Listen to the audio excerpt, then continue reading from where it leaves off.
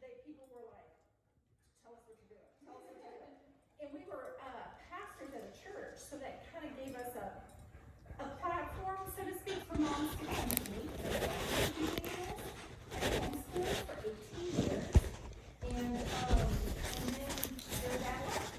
And so I was a mom for 15 years, and one of the things that I did was about 12 years ago, I had some friends in the birth community, midwives, doulas, yada yada, all that. Saw me kind of trying to survive. You need to do what you do. Like, this is what you do. Really? So I just started doing it. I've been doing it for my career for about 10 years. I'm a postpartum doula. I'm a childbirth educator. I do newborn education. I'm very, not lackadaisical, but kind of like, I'm free. I'm like, Go with I'm the not, flow. yes, Go very with the much flow. so. Now, there are some places that you have to be structured with a baby, but there are also, like, you can't control them. And so I've just kind of learned to go with the flow. I'm a real easy mom. I used to not be, but I saw the fruit of that and learned real quick that I just needed to be kind of, chill. Do Are you not the chill one who he is? Huh? Very structured, very. You are very structured. Yeah. But I'm OCD, so we don't have issues with So the y'all baby. work together. I know. So funny. And the baby's gonna poop on him, and he's No, going baby to. poops in the diaper. Leakage. We digress. We digress. Once COVID's done, you'll still be wearing a mask. I actually have a whole handout on poop. So, and I'll take it. I can't wait. I can't wait till that kid poops I on went your to Drew. Office Max to make sure I had enough copies for everybody, and the guy that was doing the copies was like, "What is this?" I was like, "I know it's gross, but we need it." So that's me. So I've been doing this for a while. Feel free to ask me any questions. I kind of do this from my heart, not necessarily from a checklist. So there are going to be things that you might think about. Feel free to ask. Feel free to step in and go, wait, what about this? Or wait, what do we do about that? So to get started, y'all already told me that your first times all the way around. What are your biggest questions? Let's go kind of around if you have like the biggest question, a question. Mine are like timetables for when we should be like, feeding and putting her on the schedule. Okay. And also, just like when they're that little, like, even things as like how to hold the kid and Sure. swallow it. Like, this one's a little bit more self-explanatory. Like something like this, like kind of The really little swaddle. intimidates me. Uh-huh. And I just want to make sure that my That you're parents, doing that. I'm doing that right, and that my parents are doing that, because they're going to be the ones helping, with babysitting and stuff. Sure. And I feel like they'll catch on really quickly. Sure. Nervous. Okay. Yeah. You're nervous about them and they raised you. I'm nervous about him. You are. What questions do you have, Big Ed? I'm curious to know what you're curious to know. Can the Tell me. baby sleep with us? Oh. In bed. Oh, good. That's a good question. I heard that's a no. That's a good question. Please answer that question. I heard that's a no. Okay, the sleeping. In bed, yes. Yeah, no. Why? Why can they not do that? Well, there's several reasons. Can you tell them, please? Actually, I need all of them. Okay, we'll go back. Okay, let's keep going, and I will do that. Don't let me forget though. Okay, because we'll talk about that. Okay, so I think apart from, because we have a lot of the same, just to add on to hers is when to know when they're sleeping, if they start crying, when to know when to actually get them, and when to know when to keep them sleeping. Okay, perfect. These are great questions, and this is stuff I'm like so good at. So I know that. Okay, Grandma. What's your question? What's your grandma name gonna be? Do you know? Gigi. Gigi. Gigi. So we're gonna call her Gigi. Okay, Gigi, what is your question? Actually, I raised two good kids, Yeah. and I probably did a no-no because even though they had their cribs and their own bedrooms all decked out, I was the kind that I had to look at them. So you kept them with you.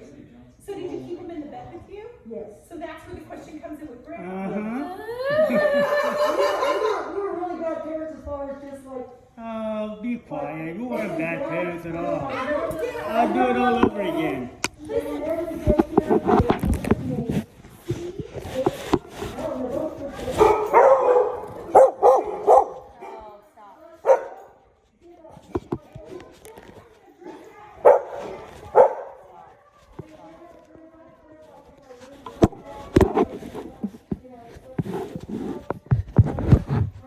Hi, Dallas. Hey, it was a question, not a story. How are you?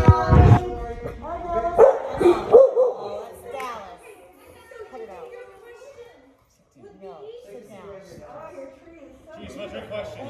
Gloria, what's your She question? doesn't have one. You don't have No. I think I'll be great. She had a statement, so let's continue. Let's keep going, She has always questions, so this time no questions. No. Okay. Thank you so much. Question, anybody question? Okay. No, after you. You can do water. When do you know, like, when they're done feeding, and how often do you feed them at how old they are? Okay, these are great questions, okay? So like if we're babysitting and she's crying like uncontrollably, what do we do? Yeah.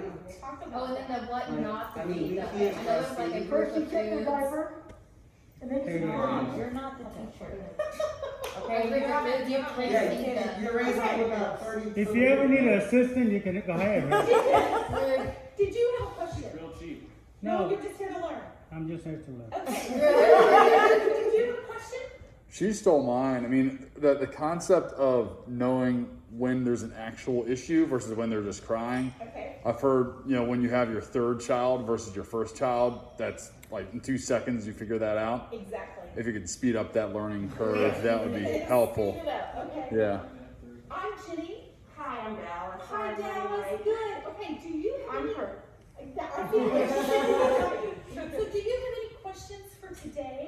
I was my very first two. One was when you first take the child home from the hospital, what do you do with it then? Okay. What do you have to do with that? Oh, I mean, you know what I'm saying? Yeah, Did yeah, you yeah. go in a bassinet first and then in a crib and, and then I know that we want all the advice from you, but if you're not available, what book would you recommend? Okay, that's a great question. And let me just tell you that because I'm doing this, I will be available to you. Oh, okay, So good. you guys can, Hannah's got my number. You can text me, you can call me. Don't do it in the middle of the night because you probably won't get an answer. Right. But I'll try to help you as much as I can once the babies come. And when you hit a roadblock, oh no, what do we do about this? Like, oh crap, oh, Yeah. this just happened. What do we do? So, did you have another I question? did. Cursing in front of the baby, just did you understand? Just some general tips on that. We all need that. It's not just for me. No, we don't. It's for I know what I'm saying. So I'm gonna start with that one. I'm gonna start with that one because one of the things that I've had to realize, now y'all all have your own, everybody's got their own philosophy on all of this. I've had to realize that people in society are the ones that assign a meaning to words. And then the babies don't even really know what these words are. It's when we go, oh no, you won't believe they just said, and then they get that attention, and then they go, ooh, if I say that word, I get all kinds of reaction. So the most, I mean, even if you We just, say it just you normally. just do what you do. I mean, I can't tell you. Now, Like that answer. So far. of course, I've got adult children now, mostly Okay. adult children, and I was very, very strict with them, and I've loosened up a lot because that's like, I'm like, what's the use? Like, they're gonna do what they're gonna do. But I also, so for the last 2 years, so I was a postpartum doula, and I do nighttime nanny work, and I do daytime work, and I do. I'm sorry, I don't know what that was. Nighttime nanny, postpartum doula. Postpartum is after birth. Okay, And I come in, and a doula is a mom's helper, a woman's helper, basically. okay. So I come in, one of my primary jobs is I go in and I help sleep train, I help the mom, I mother the mother, basically. Okay. I do. Coach, a mother coach. Yes, and then I help Yeah. with, it may be laundry, it may be washing bottles, it may Just be kinda whatever is whatever you need needed done. Okay, So I've been doing that for about 10 years, and like I said, I was doing it way before, but for paid for about 10 years. about 3 years ago, I got a call from someone that knew, because I also work with women who have been affected by trauma and abuse. And, kind of separate, but not, sometimes they intersect. So I got a call from someone and they said, hey, we've got a mom, and she actually lives right in this area. She said, I got a mom that is 6 months pregnant and her husband just passed away. And she needs help. And we know that you're not gonna shy away from the help. And I was like, no, let me talk to her. So I talked to her, and she hired me to do a postpartum doula work. And usually you hire a postpartum doula, especially if you want night work, for about 8 weeks until the baby's sleeping through the night. Okay. Because that's what I would do, is I would take the baby to the mom, let the mom feed the baby, nurse, or if there was a bottle, we just did the bottle. Mhm. And everybody could sleep through the night, but me. And then I go home and sleep. And so I did that for the 9 weeks, and then she realized that she was gonna have to go back to work. She had thought through all of this, and she's like, will you help me hire a nanny? And I was like, sure. So we started trying to hire a nanny. She realized, she was like, I just can't do this. Like, I'm so scared to leave my newborn with anybody. Will you do this? And I was like, this isn't what I do, but she goes, I promise I'll make it worthwhile. So I actually worked for them for 2 years, took care of the baby, and during the day, so I was kind of a nanny, but that's not really what I do. And then she got laid off in May with COVID, and then, of course, then I got laid off. So I'm just kind of doing other things as well. But anyway, I'm saying all that to say that I've had newborn experience recently through the day stuff, through the night stuff, and all of that. So I know kind of where we're going with this. But that was one of the reasons when I learned about even the cuss words, is because baby's gonna repeat, especially at like 2 to 3, 4 years old. They're gonna repeat every single thing you say. Well, like They're 6 gonna months. repeat, Dad. They Okay. can't But you say, should start practicing now. I'm gonna Practice, try my Dad. best. It's gonna take a long time, Baby's okay? innocent. You know This what? is not like a switch, baby. You just turn it off and But on. you know what? I think you'll be surprised when you just switch You it. only have to worry about You that will Greater start- Fans football You will start season. realizing that you're investing in this. And like I said, I'm a byproduct of the environment that I was raised in. And in the environment I was raised in, there was a lot of crazy. I So feel I like think Ed's that getting a question lot of heat right is now. actually good for everyone to understand and know the Yeah. interesting thing. Yeah, it would be good. Okay, you ask a question. Yeah, so it's a follow up on what he's saying. You know, it's one thing if there's curse words or whatever. It's another thing if it's the first word that they say, which I think we can all agree that's not what you want to be the one that caused a certain curse word to be their first word. Yes. What is the month, kind of the vicinity of when they actually say their first word?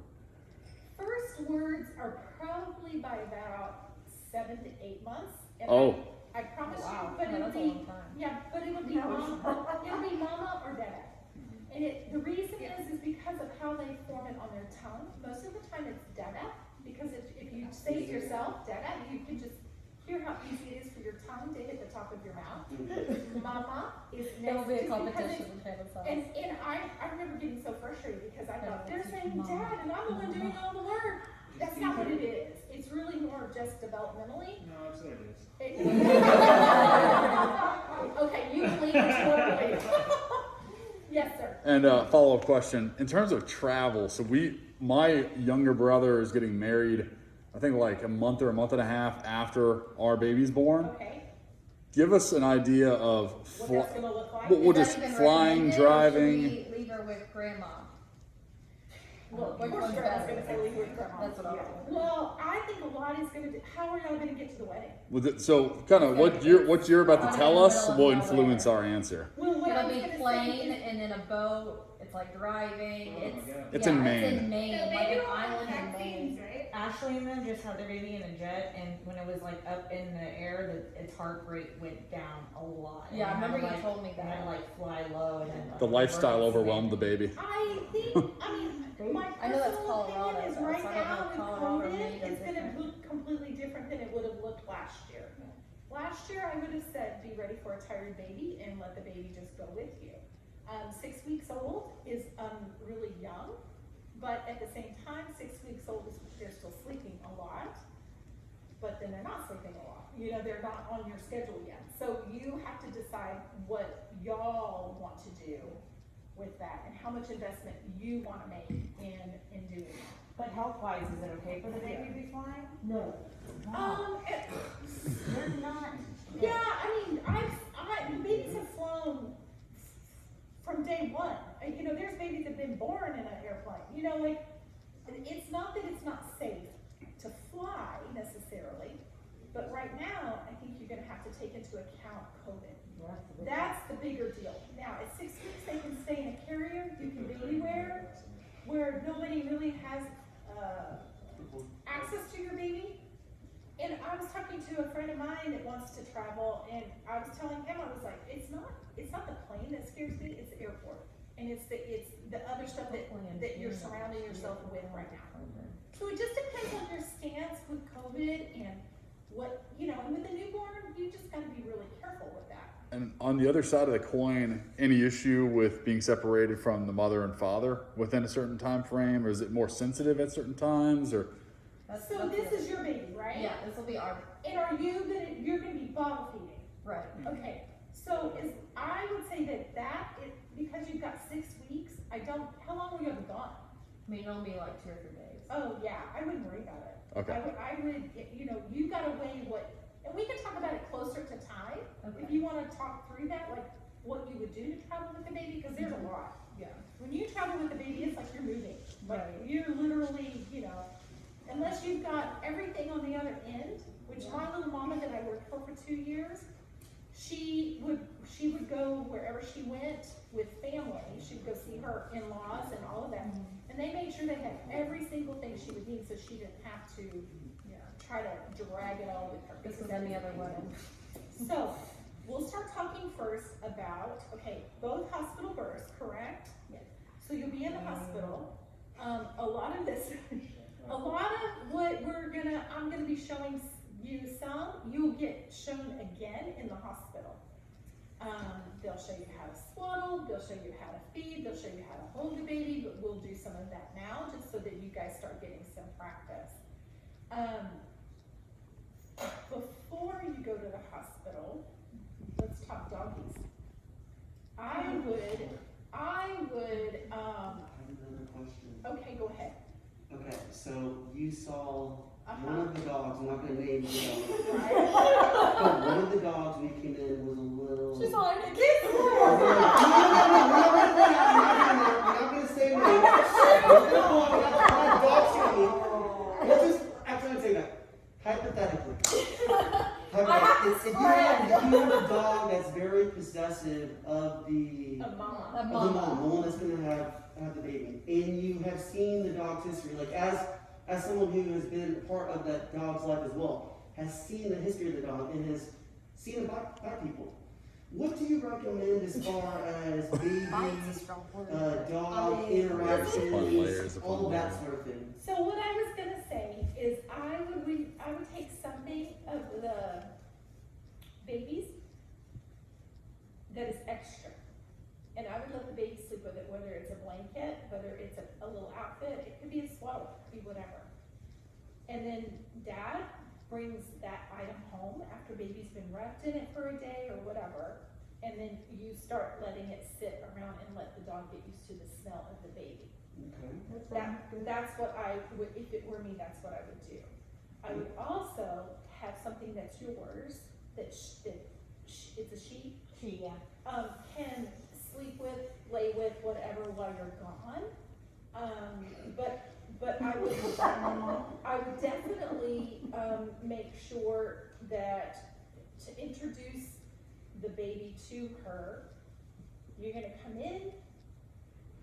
I think I might have them outside at first while you come in, because you're gonna Like be a little introducing two unsettled on your dogs together. feet. You're gonna get a little unsteady. That'll be the only one that's here. Just the. The other two don't live here? Those are ours. Oh, I got it, okay. So, I would have her outside, and then I would come in and sit down with the baby, and let her in to come sniff the baby's head. So this is what I would do. So we've got baby here. I would probably hold it.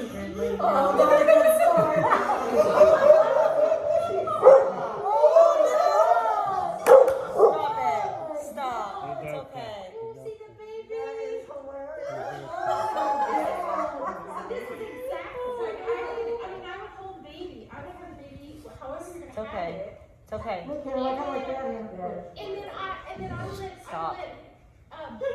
Brindle Friendly, like friendly, but with the B.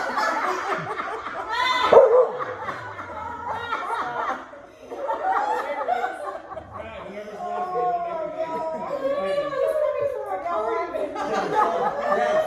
You're not gonna be able to pet her when Mila's here, stop. let her look. Yeah, So- you're not gonna be able to pet her when Mila's here all the time. Stop You doing want to that. want to attack her or what? I just, you gotta start practicing. So I would just put the baby, I would hold the baby and I would let Brinley come and smell the baby's head.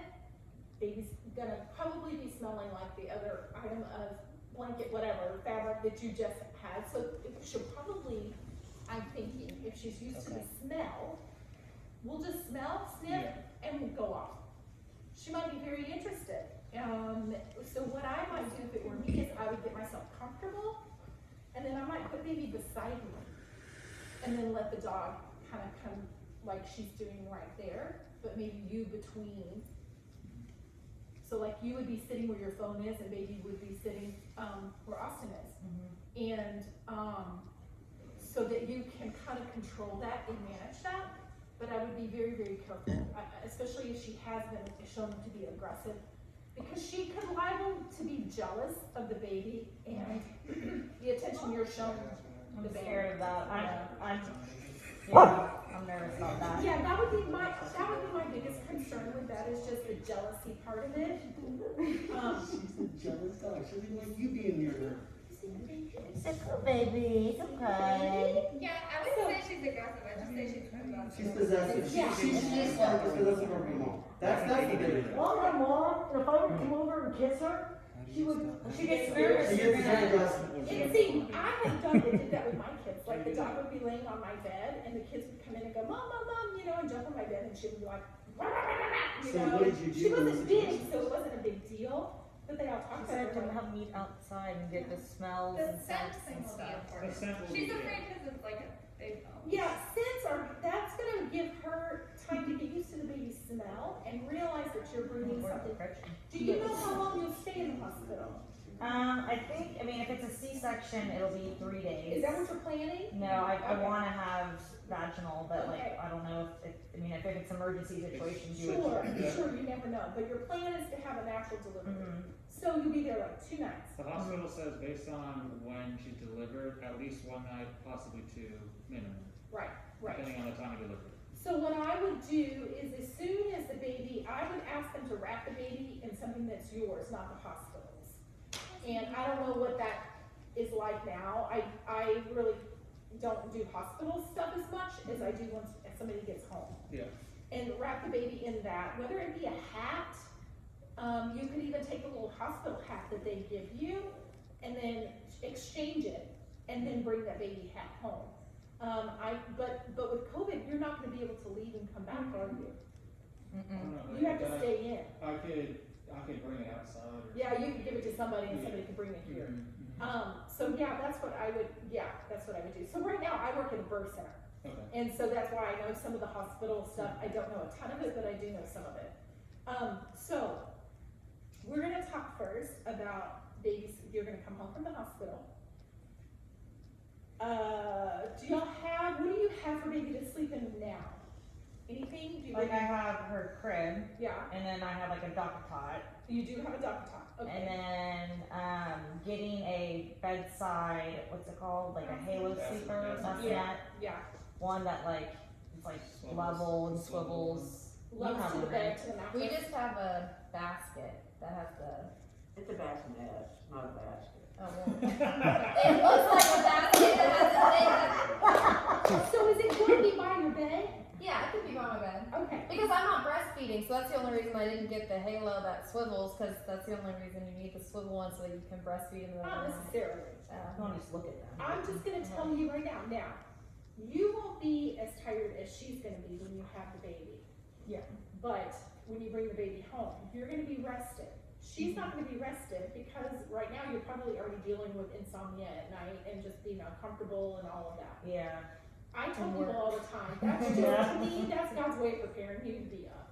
Baby's not gonna sleep. That's the biggest thing that I think, people misunderstand, is that they think baby's gonna come home and sleep through the night from week 1. It takes about 8 weeks to get the baby to sleep through the night. And What when you I say- do- When you say through the night, you don't mean like 7 to 7. This is what I mean. At 4 weeks old, you can plan on an hour per age a week they are. So 4 weeks would be 4 hours, 5 weeks, 5 hours, 6 weeks, 6 hours at night. Now, I tell people all the time, you can do without somebody at night if you work through your days. Your days are gonna be very, very important. I'm not I wouldn't say, I'm not a cry it out advocate. I do sleep, I don't like calling it sleep training because I think that's so rigid, but I do call it sleep coaching. And you kind of guide the baby into a routine. Baby's gonna come home, you're probably gonna put the baby, you're gonna wanna hold the baby. I mean, that's just, you've got this brand new, beautiful little thing that you're like, oh my gosh, I can't let anybody else hold her, I can't let anybody else do anything. So y'all be prepared that you probably won't get to hold the baby. Not much, but you're here to help her, and you're here to help because you come home on day 2, and I'm gonna be mainly talking to her right now with the changes that go on. Right. Day 5 is gonna be your hardest day. Day 5 is the worst of all of them, and I will tell you why. Have been building up hormones. Day 5, they drop. They just plummet. Get ready. Sorry, Glenn. Don't come over day 5. We're ready every That's day. really when you wanna be here, but you just gotta be prepared. You just have to be prepared. I've come in on jobs that I have, and I've seen, like, the door will be unlocked, I walk in, I see a 2-year-old running around playing with whatever, I'm like, there's no parents around. The dad will walk out looking like a deer in the headlights, what the hell just happened? And I'm like, where's mom? And so I go in to find mom, and she's a puddle on the floor, and baby's crying on her bed. And this is not just a one time, I've had this several times over. It's just hard, That's one of those things people don't tell you about having a baby, is just that after adjusting, you just can't expect it to be like the little Johnson & Johnson commercials, it's not. And it's one of the hardest things you'll ever do, and it's the most rewarding thing you'll ever do. Now, and your milk will come in, if it hasn't already come in, but it will come in at day 5. It takes that long to come in? Well, when I say milk, you have colostrum, which is still milk for the baby. It's what the baby needs to begin with. But then your mature milk will start coming in. But yes, baby will get all the nutrition it needs from the colostrum, and then it'll be transitional. You'll see a little bit of colostrum, you'll see a little bit of milk, and then it'll turn milk. That's the liquid gold. Yes, liquid gold is the colostrum. Then you'll start listen again, he knows. And then the milk will kind of turn, it'll still be gold looking, yellow looking. Oh, he wasn't kidding. No, it literally is yellow. And then it'll turn and then it's a little bit darker than that. But It's mimosa. it's kind of gold, like more gold looking. Mustard color, maybe a little bit, but, and then it'll turn your milk, the mature milk will be more like, it'll look like,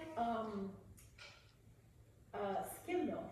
It'll be kind of that bluish tint because I guess it's thin. And that's when your milk will come in and you'll be feeling full and you don't know, it's an on-the-job training as far as baby getting used to being on you, getting a good latch, you getting a good hold, all of that. You're still learning. So that's where day 5 comes in, is because you're like, with the hormones, with the milk, like everything just kind of piles on top of each other, and then you're like, oh my God, what did we just do? But I promise it gets way better. It gets way better. If you were to have a night nurse or something like that, when would that person start? I'm sorry, say that If again. you were gonna have a night nurse or someone like a sleep coach trainer, when would that person start? Day 1 or after week 1 or? That's a good question, and I think it's just up to you. I've had parents that have hired me before they even have their baby, and I'm not saying hire I me, mean, but I'm just you saying. want to have the baby, I want the baby to sleep as many hours in a row as quickly as possible. So it's like, you know what I mean? So let me just tell you, that's the daytime. That's what everybody wants to know. Yeah, everybody. The daytime hours are gonna regulate the nighttime hours. Okay. So now, somebody asked me how often a baby eats. You're gonna feed your baby, now you may not with formula, you may be every 3 hours. A newborn baby is gonna nurse every 2 hours. The difference in that is because mama's milk is much easier digested, and so it passes through them much quicker. Where formula is gonna take a little bit more time. Are you gonna do formula, or are you gonna do? Milk bank, you're gonna do formula. So, cause even, like if you did milk bank, it'd be the same premise. It's still mama's milk that the body just digests it very quickly. So every 2 hours, what you're gonna do, it'll quickly move to every 2.5 to 3, so don't worry about it. And actually, if it gets full, you can put it in bottles. How do you know it's when it's full? Like, with formula and with breast, like, how do you know when they've had enough? They will They will relax. just They do their tongue. Mom, stop. You're fine. I have babies. They will go off. Look the at her breast. job. She knows what she's talking about. Okay, sorry. No, it's okay. She'll be full. She'll sleep. You can watch their hands when they're hungry. They have their fists clenched. When they get full and relaxed, their hands will open up. That will be a good sign for you right there. Clench, open up. Yeah, I mean, you'll be like able to Glenn. tell. When Yeah, you'll be like, do what? I'm sorry? Will they turn their heads and like spit out the bottle or the nipple, or is it literally just the Some of it, okay, so you asked about the cries, which is a great question. Because you'll learn. Now, the mama that I just had the 2 years with, she was like, you know what you need to tell all your clients? This is like the hardest on the job training that you don't get paid for of all time. And trying to figure out your baby's cries, figure out their signals, it is kind of a science, but they tell you what you need. And if it doesn't, what you do doesn't work, then you try something else. And I've got this right here, we'll go through it in a minute, because it talks about how to handle a fussy baby, what to do with it, all the different things that you can do if you feel like you're not. There's definitely a different cry from hunger versus just angry, overtired. You'll be able to tell, but it will take you a little bit. Every baby's different, every baby's personality is different. You may have a very easygoing baby, you may have a very high maintenance baby. And some of it you can't control. Everybody's pointing fingers. What percentage of babies have colic? Is that like 10% approximately? Colic, I think, and I do think that this is more evidence-based now, that colic isn't necessarily a physiological thing, it's more of a surrounding thing. You know what colic is, Andrew? That it's more anxiety, or like mom's nervous, everybody's nervous, there's like a tension, and then baby starts crying, mom doesn't know what to do, mom gets worked up, everybody's getting pass the baby, and then it just makes it worse. Yeah. And you kind of get into a routine. Now there is reflux, and there are digestive issues, but that's different than colic. And I'm in several Facebook groups right now with moms, just because I want new moms, pregnancy, new moms, because I wanted to learn, like, what are they talking about? Colic is really not very much of an issue anymore at all, and I think that they're figuring out that if you feed the baby when the baby's hungry, I never had a colicky baby. I never had one out of my 9, and I've never had a client that has had a colicky baby. So I'm not sure what that is. So it was your mom's fault. Apparently. How Is it true only geniuses have colic? Yeah, colic, I think. Oh, if it was a Were Glenn? you colicky? You were colicky. That's But I mean, like you said, That's what your is it- parents is it said like you were, diagnosed and or that's it's what non-stop crying, Richard's. like, forever? That's why they hate us. Ridiculous. Like, If somebody literally says does colic, not I stop. think they put colic on anything that they don't understand. Yeah, my grandparents wouldn't even watch me. Well, then They- you They just draw me out, and I That's would just just your cry, question. crying. I'm so Oh, like, what's going on about? So nobody wanted them. They would say, come back and pick them up. Yeah, now, He you still know, cries a lot. we've learned a lot since you were born. You No, know, I'm talking about his comment. well, we've learned a lot since you were a Yeah, baby, yeah. even with what to do, and even the formulas are formulated a lot better. I mean, when I don't know about when y'all were babies, but my mom, she fed me on kale syrup and evaporated milk and water. It was that's what, and that, like, you That put sounds drops in it to make self-explanatory. it sweet. It was the evaporated milk, that was the formula. No wonder babies had. I'm like, no wonder I want sugar. Like, I had it from the very beginning.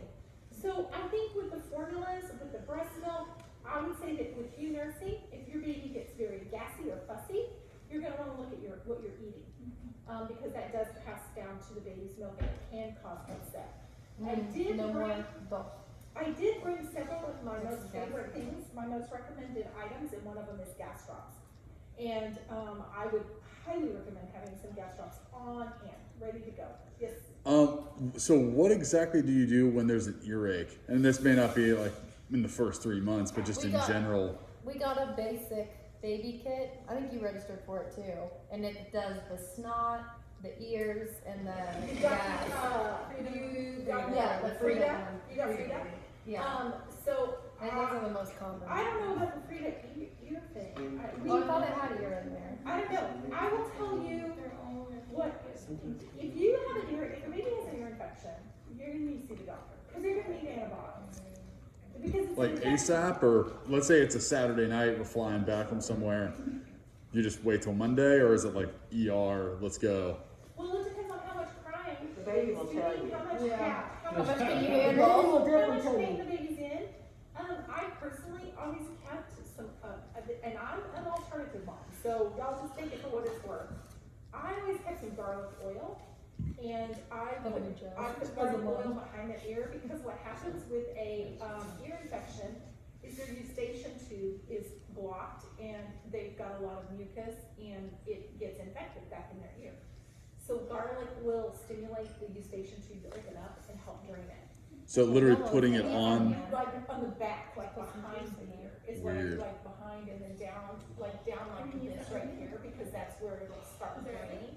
And you can do massage if the baby will let you do it. I also have some paperwork on baby massage as well, to show y'all what to do.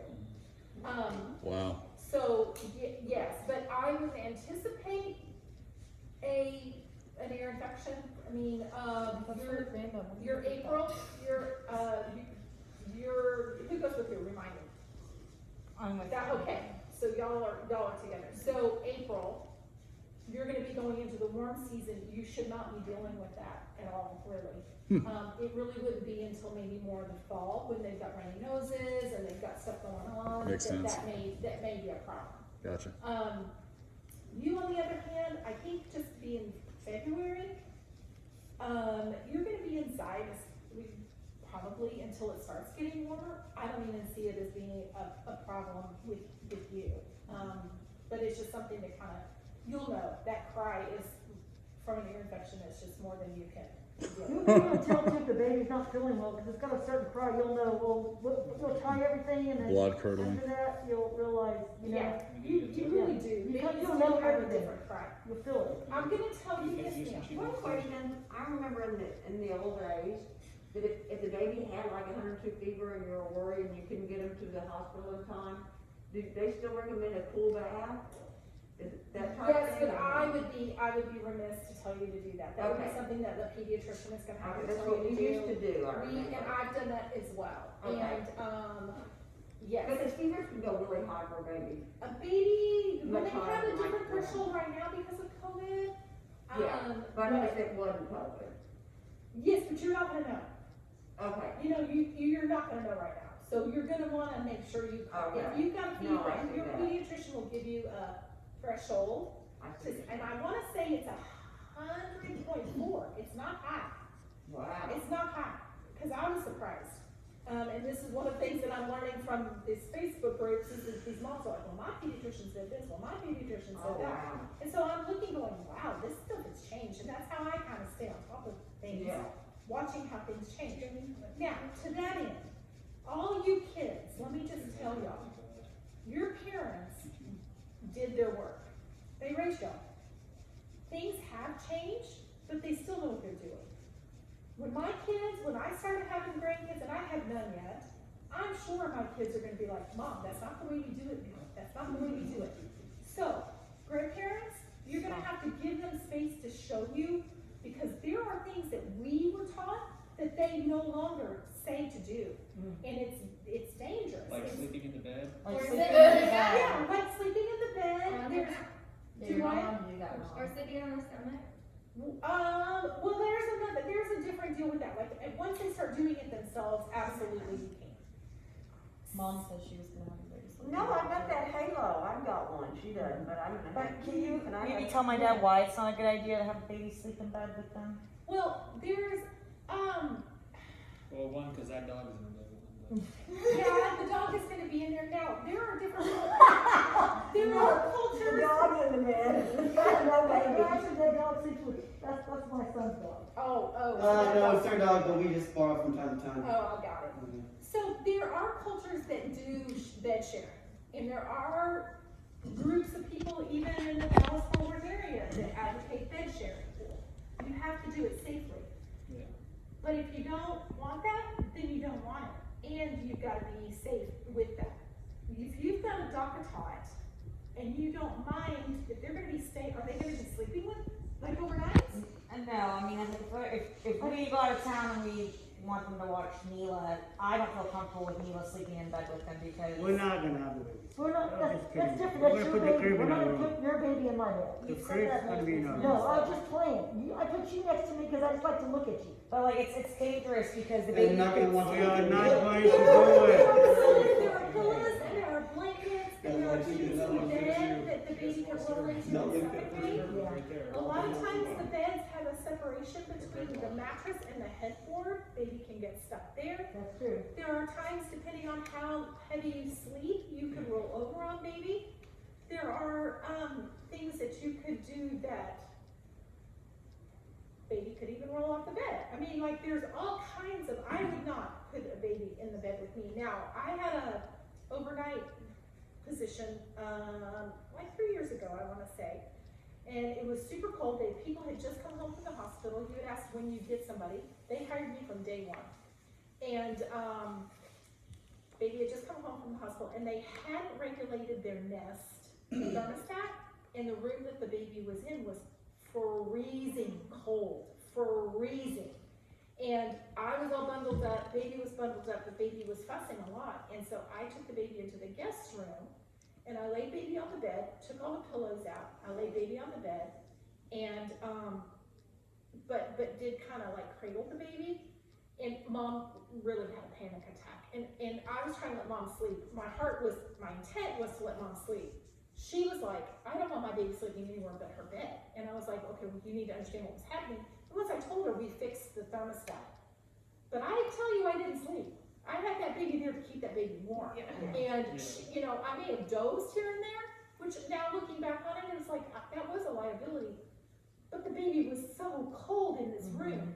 And they realized there was a problem. I ended up having to come in and replace the whole system and all that. It was a big mess. So they realized that I wasn't just making this up and just wanted to lay down with the baby. I was trying to keep the baby warm.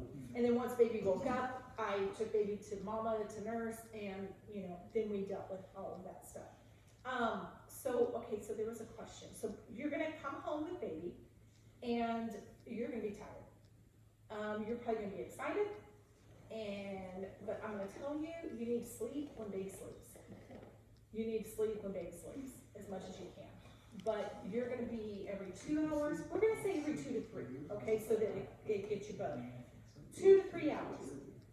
Half of that time is gonna be eating and wake time, and half of that time is gonna be sleep time.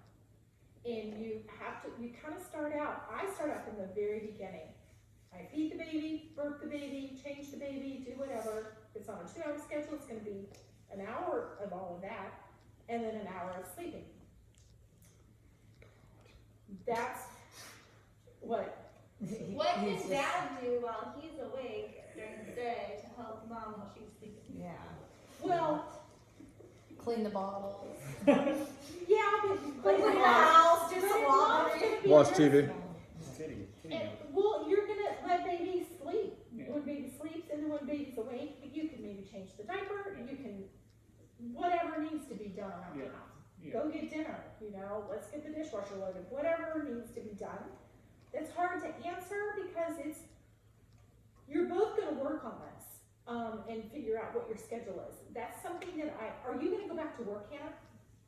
After I take leave, I have 4.5 months of leave. 4.5 months, so you don't need to worry about it right away. Are you gonna be going back to work? No. Okay. What I advocate from the very beginning, and I did this when I was pregnant, is think through a schedule that you want your baby to be on. If it's 7 at night to 7 in the morning, because by the time they're 12 weeks old, they will be sleeping 12 hours. Okay, so That's awesome. yes, but it's a long 3 months. It's a long 3 months, and you will rejoice when they miss one feeding. You know, you will rejoice when it's 4 hours. You'll wake up panic thinking that something happened to the baby, and you'll check. Oh, is baby breathing? You know, yes, baby's just doing what baby needs to do, which is this is their primary job, is to grow. When do they eat solid food? I'm sorry? When do they? And sorry to interrupt you. When do they eat solid food?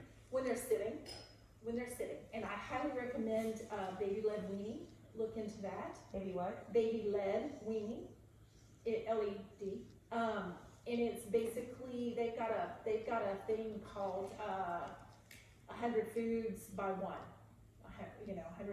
100 to 1 or something like that. And it's basically their baby-led weaning is they're eating your food. They're eating table food. Is that a book? It's actually, I think there may be some books. I would just Google baby-led weaning, Okay, maybe Google. look on Amazon and see if there's baby-led weaning. I found some groups on Facebook, What is baby-led. it? Baby-led weaning is just basically the baby is leading the food consumption. It's not, you're not forcing the baby. I always wait till baby has teeth. At least 2 teeth. Because to me, I'm like, food, teeth, they go together.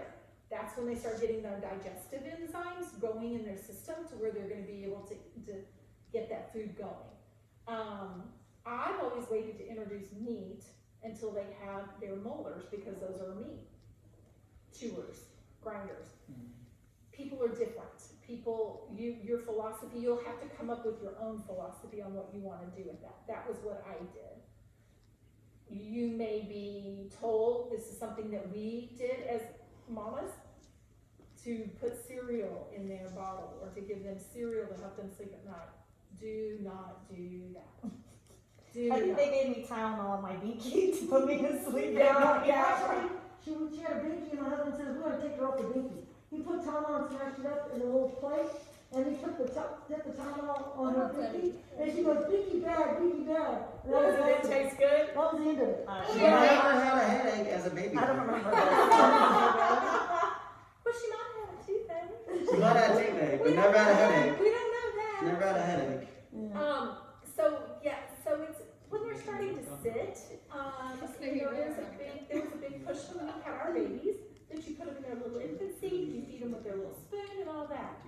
I wait now, and this is what I advocate, when they're able to sit in the high chair, unassisted, strapped in of course, but then they're gonna be able to pick food up by that time. They're gonna be able to see it. They may grab it this way because they don't have their fine motor skills.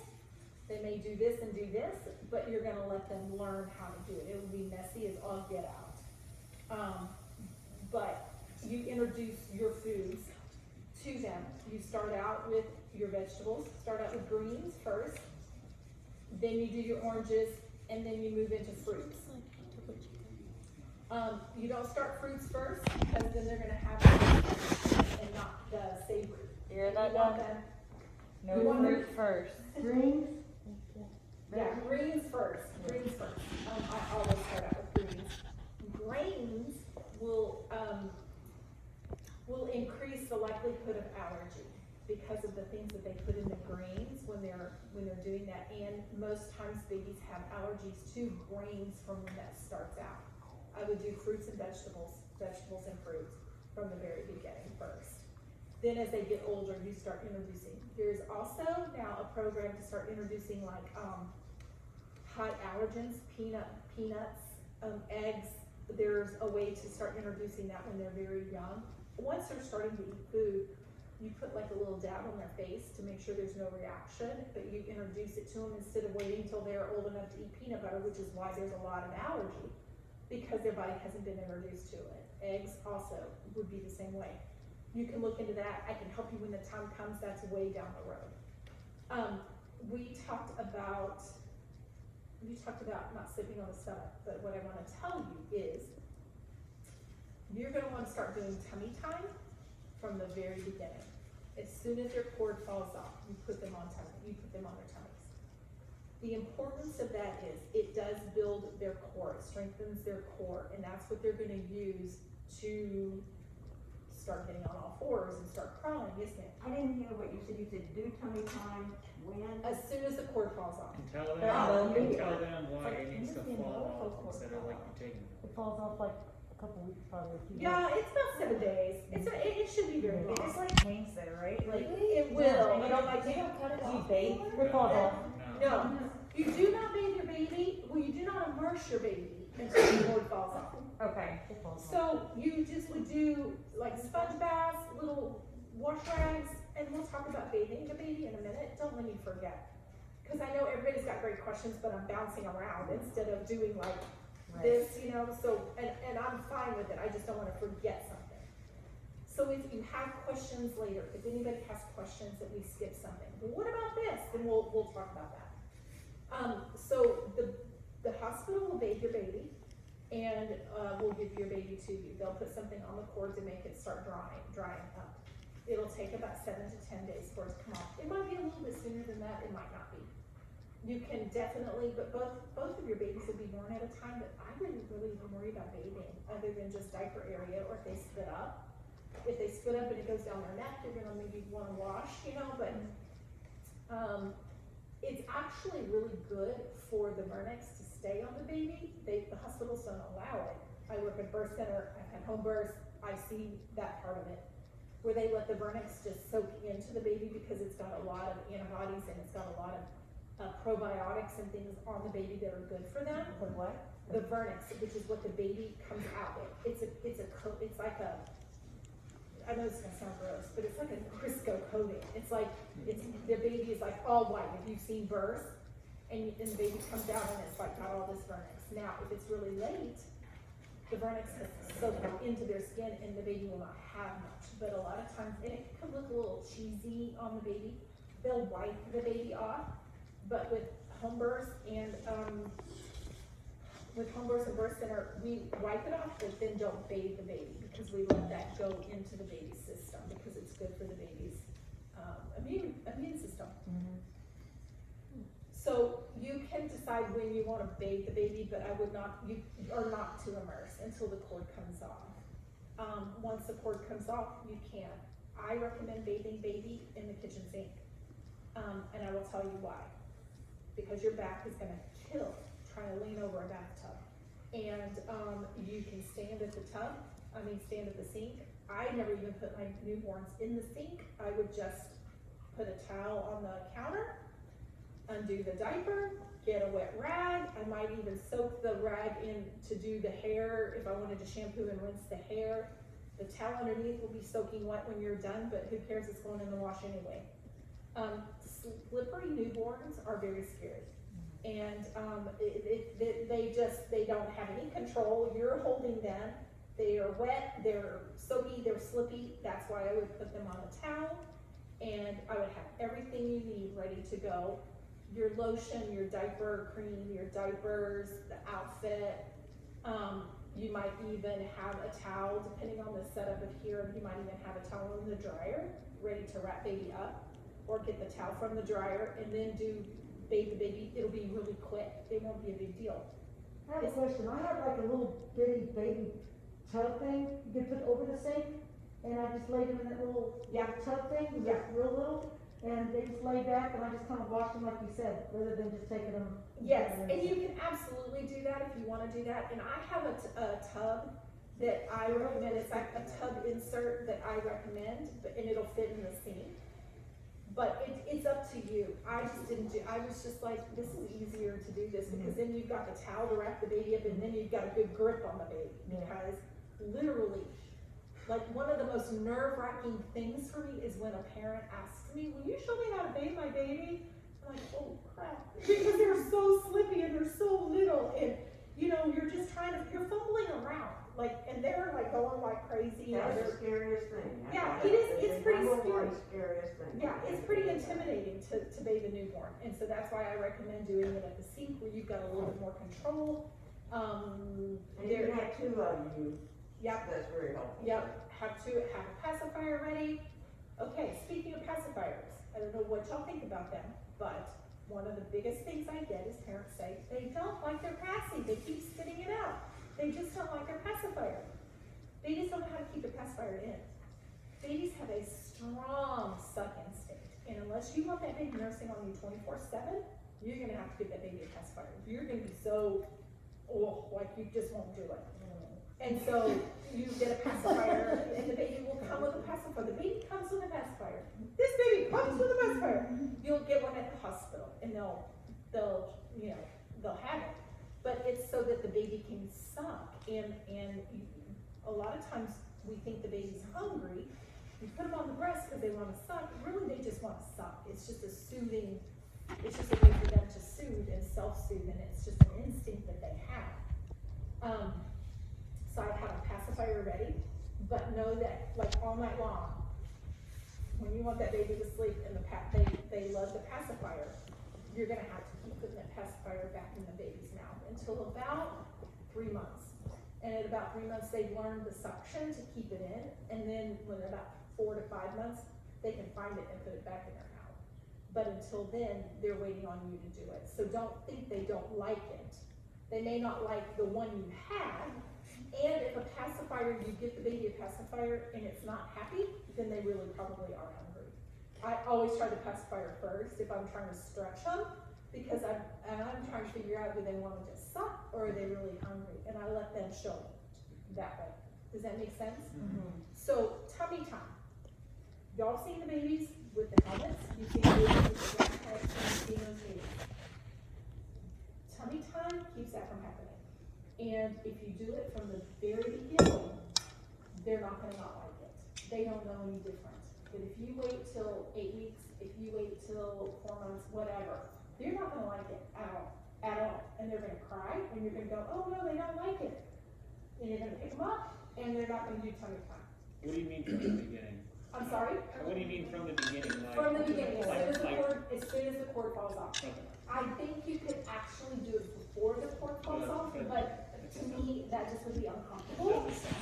Yeah, it just doesn't sound comfortable. Yeah. And so for tummy time, especially with a newborn right now, you could do your sofa. I would probably do the floor if I was not worried about the animals. You know, you get just a little quilt, you make sure it's padded, they're not gonna go anywhere. For you, it may be a little cold for the floor at first, but again, the sofa will work. They're not rolling, they're not going anywhere. How long do they stay on it? How long? Yeah, what is tummy time? You just put them on For 10 minutes or an hour? Or Well, you're gonna build up, you're gonna Do build you up. just sit them there? You Do they put them do on their anything? belly, right? Yeah, you put them on Superman. their belly and you'll turn their little head and it'll look like this. You're just gonna, oh no, this baby's gonna turn its head. The baby's gonna turn its head. And then you're just gonna put the baby on a mat, not face down like this one, it's not turning its head. Yeah, seriously. Stop. Hey, we gotta bring that doll. We gotta get that doll. I know. Stop it. That's a baby. Yeah, and I would swallow the baby, I would swallow the doll, and then just, I would leave it around and I would watch So you would her. swaddle it on No, the I'm just saying for the dog to do it. No. On tummy time, no swaddle. That's You're crazy gonna that she recognizes want the baby to be able to move around and do stuff. You know? But you are gonna want to turn its head, and then you may turn its head the other way. And starting out, I don't know, 5 or 10 minutes would be enough. I mean, I would build up because you're gonna be every 2 hours. So it's gonna take you almost an hour to feed the baby by the time you do, get used to it, get the baby situated, do all that. But you want baby to stay awake for an hour, and then baby's gonna sleep for an hour. Yours is gonna be an hour to hour and a half at 3 hours. They may not go 3 hours, but that's usually the formula, they go about 3 hours. And then when it's 3 hours, it's hour and a half, hour and a half. Eventually, you're gonna go every 4 hours. By the time baby's about 4 or 5 months, it'll be every 4 hours. It'll be 2 hours wake time, 2 hour nap time, 2 hour wake time, 2 hour nap time. And then there'll be a little cat nap at the very end, and they'll go to bed. And we can talk about that when it's more closer to it, when you're like, okay, now what do we do? We've got this schedule down, now they're looking like they wanna switch, what do we do? And I can help you with that. So tummy time, and if they are fussy, you can get down on the floor with them, make them look, you can put little toys. It's always the little black and white ones that they have for that age because they see contrast versus color. Now there's a ton of colorful things out there that will grab your attention, but black and white will get it the most. This time of year, I'd probably put baby under the tree and let the baby look at lights. I would flip, kind of like a pancake, flip over, flip back over.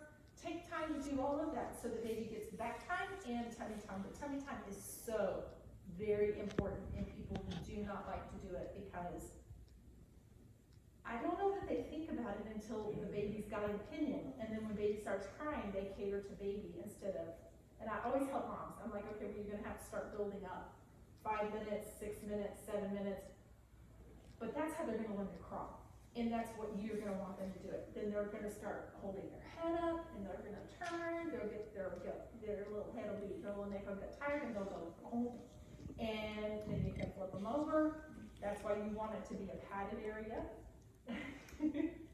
And so that's, okay, so now let's, what else? Tell me where we were at. So we got tummy time, we got back time, we want to do swaddles.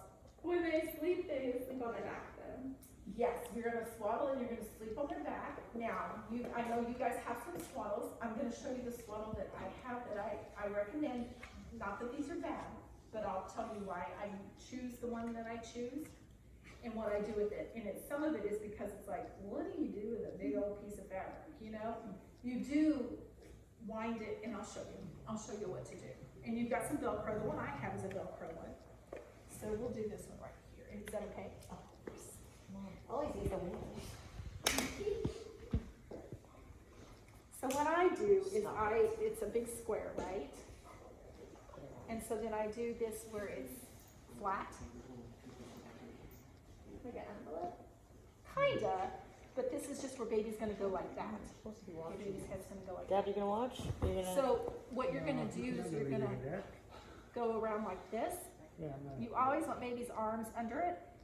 And see, this is where this gets kind of hard because baby's moving around, baby's fussing, baby's crying, and you're like, oh, what do we do now? And then you go like this.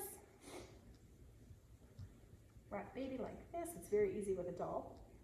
And then there you go. Baby's there. Now, the problem with these, if you don't get it tight, baby will get their arms out. And that's part of the, they have a startle reflex. And when they startle, they wake themselves up, they get scared, they don't know what to do. The swaddle helps them. They've been in a belly for 10 months, basically. They've been tight, they've been all squished up.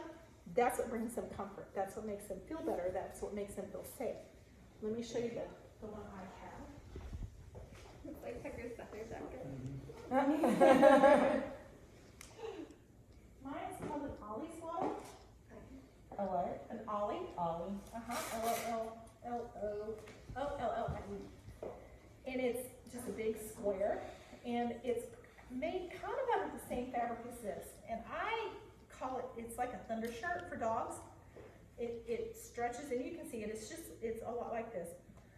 This is what's called a transitional swaddle, because babies will. You've got this swaddle, and then they'll outgrow it, or they don't like it, or they can get their arms out of it, and you're like, oh my gosh, they're a Houdini. How do we do this? Are you She wants grandma. She wants what? Grandma. Oh. I thought that meant she was hungry. Is she always hungry? Y'all are so funny. So how do y'all all know each other? I guess was it's born just into a y'all. family. Well, I know how you know him. we've been together 12, 11 years. They know each other, And then, I think each other, we're talking about, we don't, we've known each other yeah, for college. 10 years. They went to UT together. We met freshman year. Freshman year of college. So that was So 2012. y'all live close to each other? Yeah, Yeah. she lives in Highland Park. She was Oh, right. cool, So you're what? just right over, Yeah. and so then y'all have just lived life together then, I Pretty guess. much. Yeah. It's like we planned having kids together. Okay, so I'm gonna show you this. So we're glad Anna's doing this first so she can tell. Yeah, us she we got can find pregnant out what first, she did luckily. wrong and. That's so funny. Okay, so this is what I like this one because a lot of times the Can swallows, you write this down? you have to put you put an arm under, like you wrap them and then you put the fabric under the arm and then you're just like trying to do gymnastics with a baby. I've used almost all of them and it's not like I think they're bad. To me this is like, this one will last you until you're done with the swaddle. I do this and you go pretty tight with the baby. And then you go like this, and you Velcro over, Velcro over. Do what? That's harder than the baby. Oh, Dad. They've been in a stomach, dog. And then, Cool, it has a little. and then it's got this so that their little feet are secure. The other thing that I really like about this is that when the middle of the night feedings, you can undo this. And you can open this and pull it up, and you're not having to undo the baby. And so that, because when you undo everything, it wakes them up. And that's the last thing you want to do in the middle of the night. You want to keep them. Why do you It's in the do, middle of to the like, night. you can change a diaper? Yeah, like to change a diaper. Oh, okay. Yeah, I tell people I would not worry about changing a diaper in the night unless they're wet, like you can feel it, or or you've heard them poop or whatever. Because once they go through their clothes, and that's going to wake them up even more. So but I would not wake them up needlessly in the middle of the night. Daytime, I absolutely would feed the baby first. Then I would change the baby's diaper so they're good and awake for the other side or the rest of the bottle. For you, bottle feeding. Something they don't tell you, but I think it's so important, is you're gonna tend to go on the side, like whichever, like if you're right-handed, you're gonna use your left-handed cradle. You're gonna wanna switch at about halfway through, and the reason why is because it develops their eyes when they're looking at you. So like, you're holding a baby like this, and they're eating, they're gonna be looking at you, and it's gonna be they're gonna strengthen one eye. So then about halfway through, I would take the baby, burp the baby. If baby's falling asleep, I would change the baby's diaper, wake the baby up, and then I would take the bottle and do this side because then it's gonna help with this side. Does that make sense? So this is why this is one of my, I wish I had stock in the company or I had some sort of referral bonus, because every family that I've ever worked for, they would get one. I will actually check it out and let them use them, and before they buy, because they're pricey. But this will be the only one you use the whole time, because what happens is transitional means when they start kind of rolling over, and you're like, oh, what do I do? This is what you do. You do one arm, and then you can do two arms. And so then the baby can flip over, and then that's when the baby, it's still even safe for baby to sleep on its stomach with this one, because they can get themselves back and forth. Then we had my little baby that I had for the 2 years, she really loved her swaddle. And so then we ended up just doing it like this for her to take her naps in the nighttime. Then when mom was like, okay, we need to get the swaddle done, what I started doing is just every day I would just loosen it a little bit more and a little bit more. And by the end of the week, I think I started on Monday, by Friday she was out of the swaddle. What do you think about sleep socks? They're kind of the same. I think they're supposed to be the same, but I don't know that they do. Because they feel like they're like, I don't know, they can move a little more. Yeah, because I think they do move more in the sleep sack. Is this sleep sack? I think so. And what I do love about these is because it does zip from the bottom and you can do that, but there's still a lot of room, and you'll get one at the hospital as well. But it'll be big, and I think that's some of the problem with them is that they make them big enough to be with every baby. This looks kind of big, but it says newborn, but it looks big. Yeah, it does look very big, and that's the thing that I struggle with them. Now the inside doesn't look too big. I have a question about when you feed them, are they in the swaddle when you're feeding them? At nighttime I would, but Okay. during the daytime no, because you're Yeah, waking them okay, up. okay. So what you're gonna do is Okay, so baby's gonna eat, baby's gonna take it, baby's gonna play for, like, eat and wake time for an hour, then baby's gonna take a nap. So baby's gonna wake up in another hour. What I do is when I go to get baby, I undo the swaddle, and they're the cutest things ever, cause their little hands go up and they stretch, and they know that it's like wake up time, and so you wanna keep with that routine every time. And so then you're gonna change baby, baby's gonna be starting to get fussy cause they're waking up cause they're hungry. So you just have to hurry, you know, and do that, or if they don't really need a change and they're good and awake, go ahead and nurse or feed on one side, then change the diaper because they'll start getting relaxed and get kind of belly full, and then you'll be you'll be challenged to keep them awake. And when they're really, really young, you're gonna expect a changing after every feeding Or because more. of how they digest it so quick and Yeah. everything. Yeah, or more. So, yeah, you'll go through a ton of diapers. But then at night, I would not undo the swaddle unless you absolutely have to. Now, if you choose to get whatever swaddle you get, and the problem with some of these that I have found is that they're kind of like bottles and pacifiers and all that. Some babies like this one, some babies like that one, some babies don't like this, they don't like that.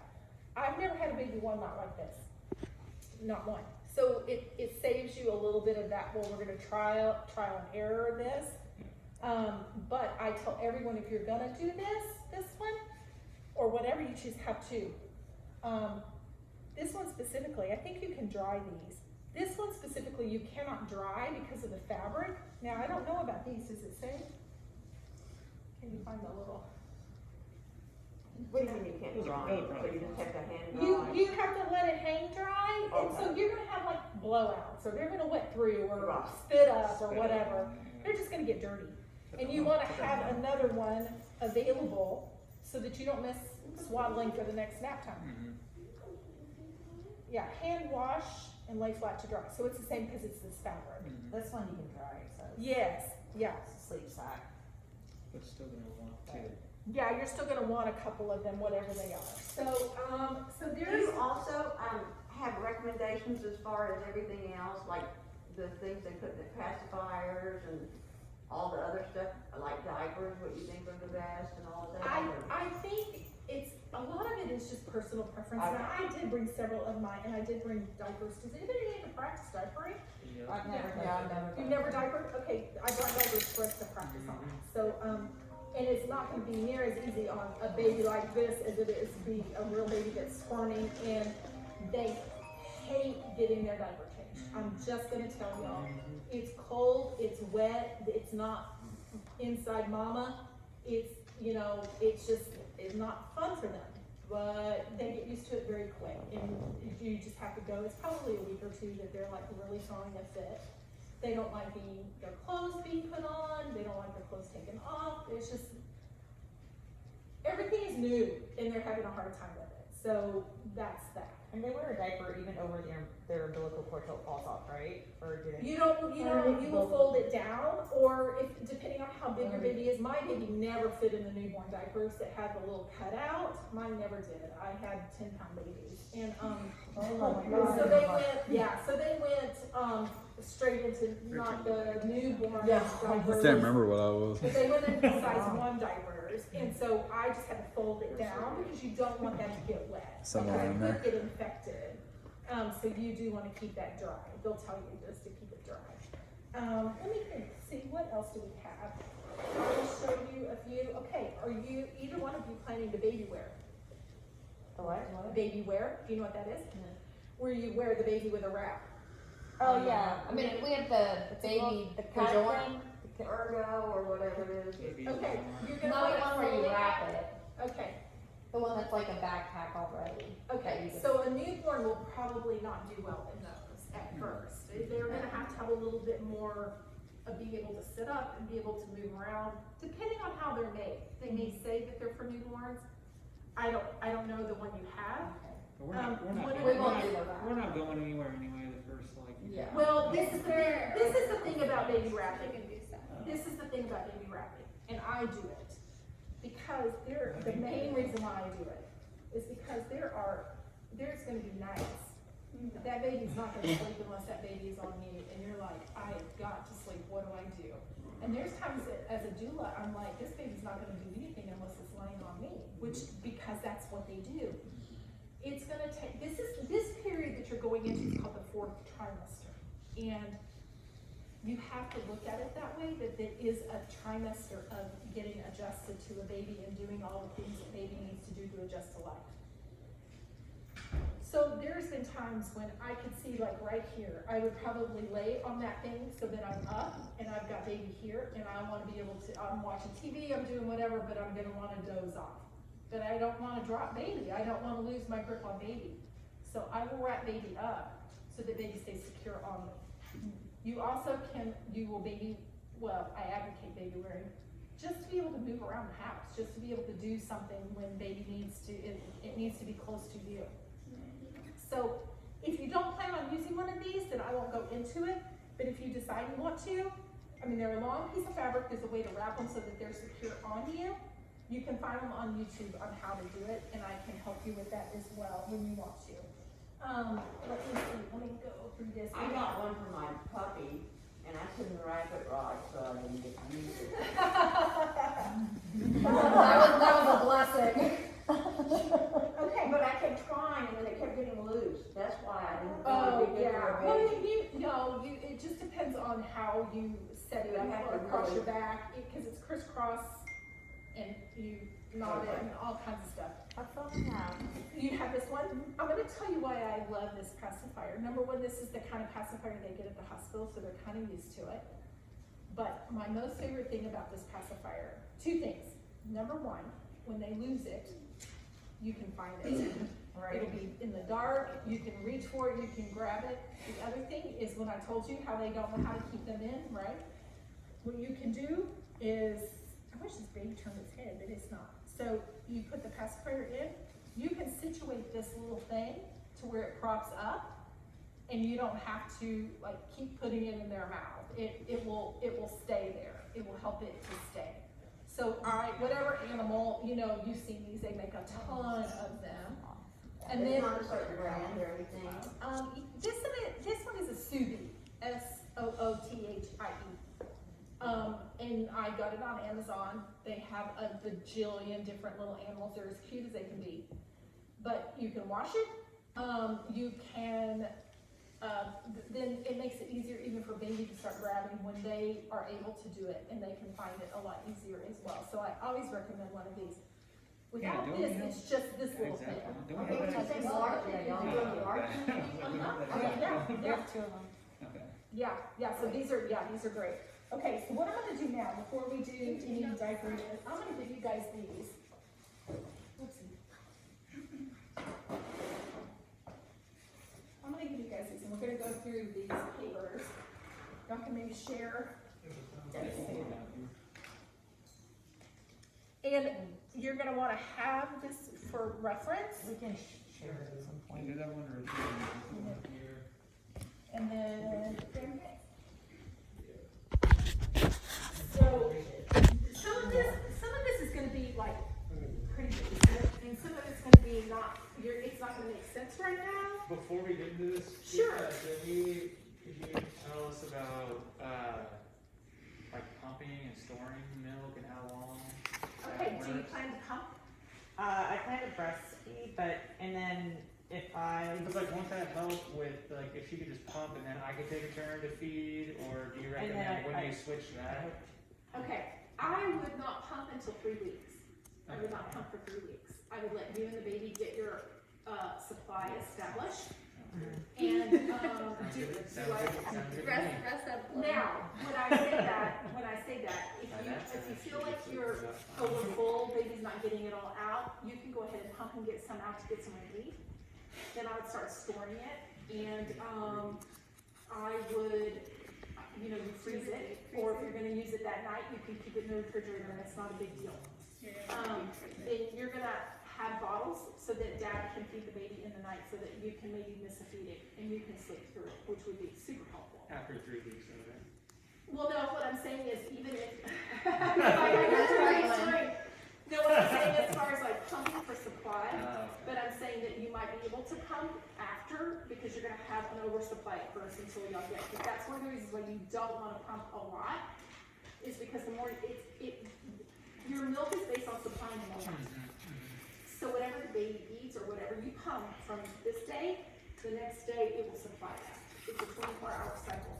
Even though you're going every 2 hours, every 4 hours, whatever, it will be the next day. So if you pump, your body's making enough to pump again, and you may not want to do that. Yeah, so like don't pump and then feed. The only reason you would pump, the only reason you would pump Always is feed first. the only reason you would pump is for me to take grandpa to feed the baby. Eventually, yes, or to relieve pressure on the breast to be able to do that. Okay.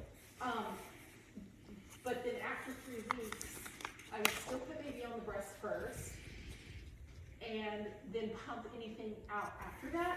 Are you wanting to do breast milk once you go back to work, or are you gonna go to formula, you think? Just 4.5 months. Right? Is that how it is?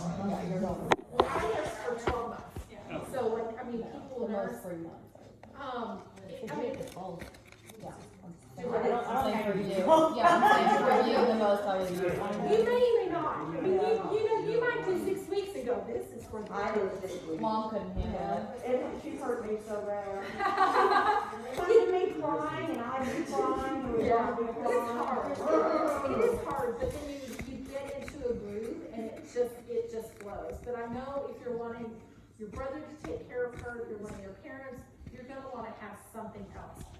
But for 3 weeks, I would not give the baby anything other. You might wanna have formula. Now you'll come home with formula from the hospital, but you might wanna have that on hand. And then if there is an emergency or something, you've got formula there. And you might even consider, if you're wanting to go to formula eventually, you may start out with a formula bottle and let him feed during the night. You'll wake up super full and it could be painful, but you might try that. You know, I was listening, like at the end you say, do you stop? Because they were describing to me, do you stop breastfeeding because you just don't produce anymore, or just because you want to stop at a certain point? Or because they're eating, either way. food? People Or? will do because they're going to work, people will decide, I'm done. This is not pleasant to me. Some people, now I've had, even in like these mom groups, there's been some NICU babies that moms have to start out pumping because their babies don't have the strength to nurse. And then once they're about 6 or 7 weeks old and they stay with it because they want to do it, they can get the baby to take the breast at that point. It varies. I mean, To that as many. point, Brandon's wife is still breastfeeding, and he's like over a year old. He's a year old right now. Oh, the one that we met? Yeah. Yeah, and I've got friends that have nursed till their kids are 3. I mean, I personally wouldn't. I only really stopped because I would be pregnant again, honestly. And it affected the supply. And so I would just wean the baby. And, but it's just gonna be very subjective for what you wanna do yourself. You're gonna be on formula from the beginning, so that won't be an issue. And he's not off the hook. No, He's not off the hook. He's gonna be taking care of that baby in the night so you can sleep. Okay, so let's kind of go through these real quick. Yeah, And but then you if haven't there's been- any other questions. You haven't been catering your Forget work. Forget work.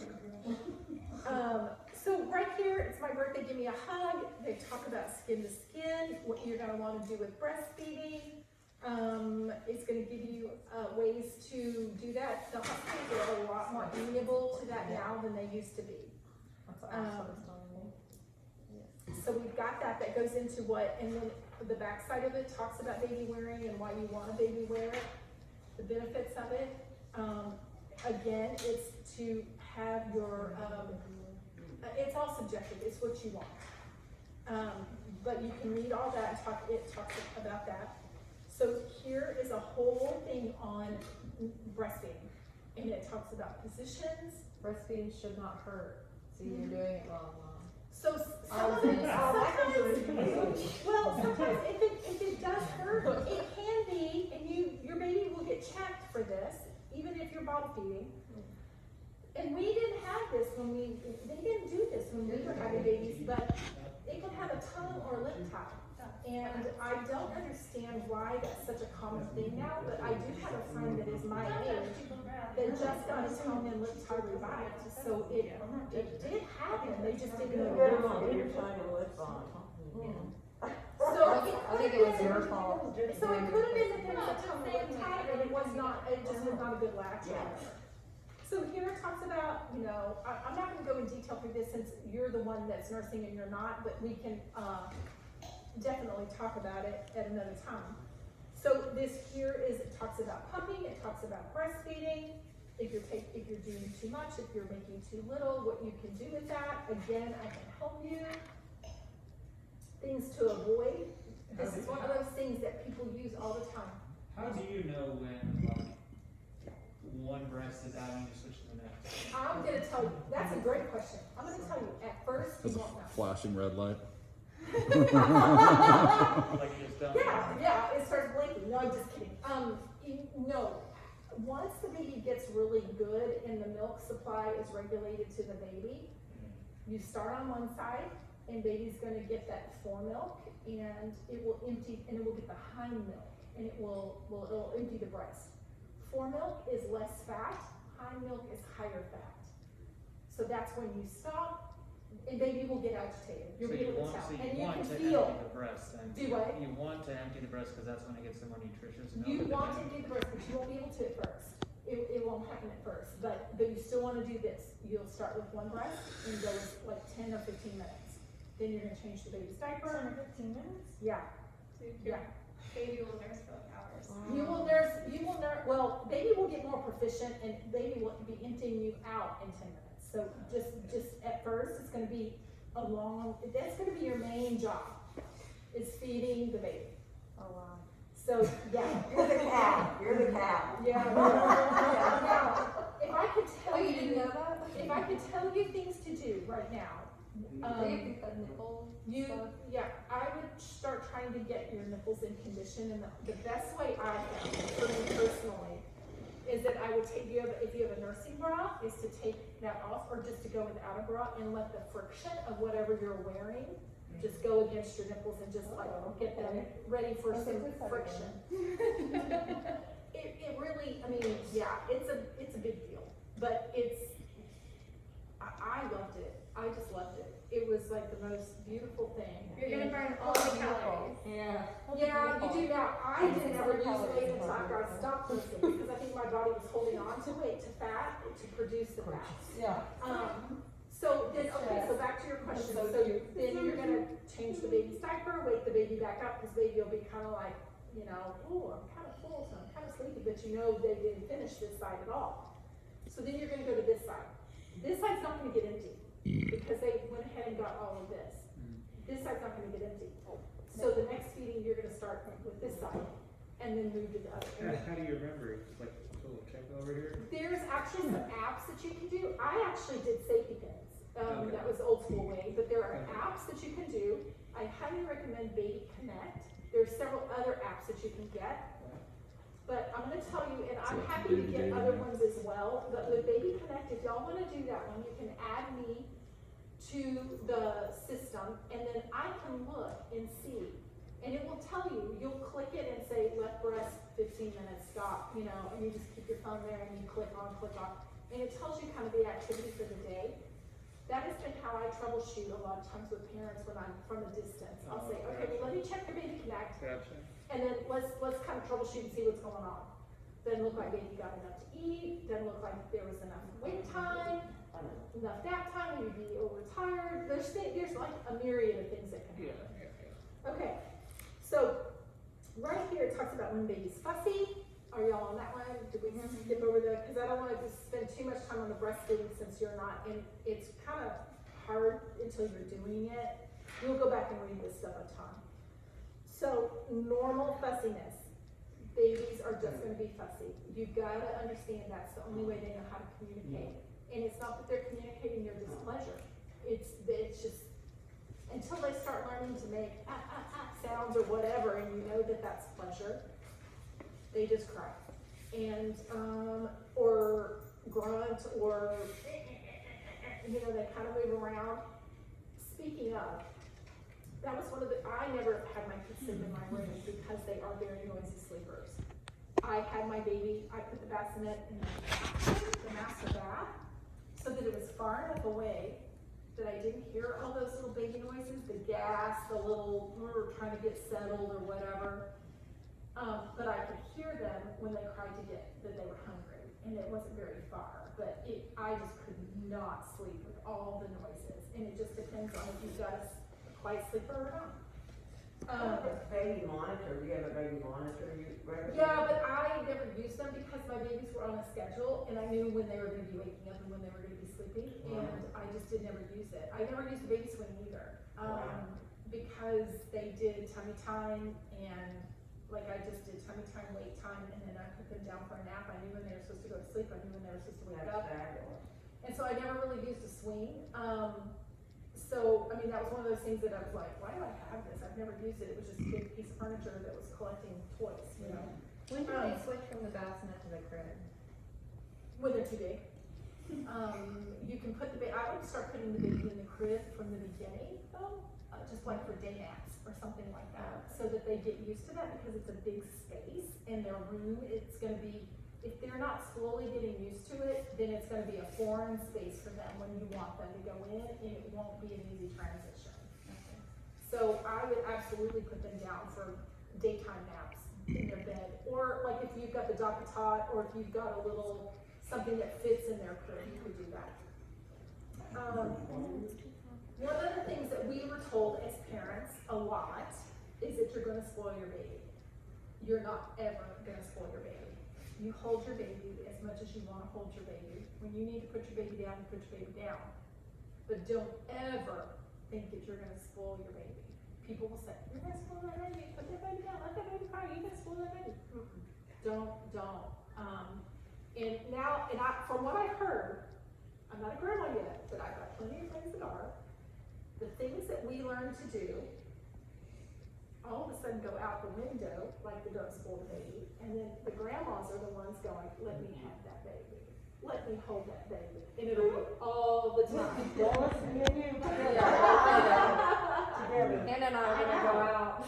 Yeah, they're gonna be out for a lot of babies, and I know I haven't been around babies in a long time, but I just know that instinct, I know I'm her mother, Yeah. I know that what I'm gonna do. Oh, I've heard being a grandma is just amazing. And I've got a friend who's got 9 grandbabies now, I think. And she's like, Jenny, there's just nothing like it. She's like, you think having your own is like amazing? It is so much better. She's very lucky because Glenn's mom, his younger sister, has 2 babies. Oh, And she's so good with So those she'll babies. be able to come. She can kind of help too with the babies. Yeah.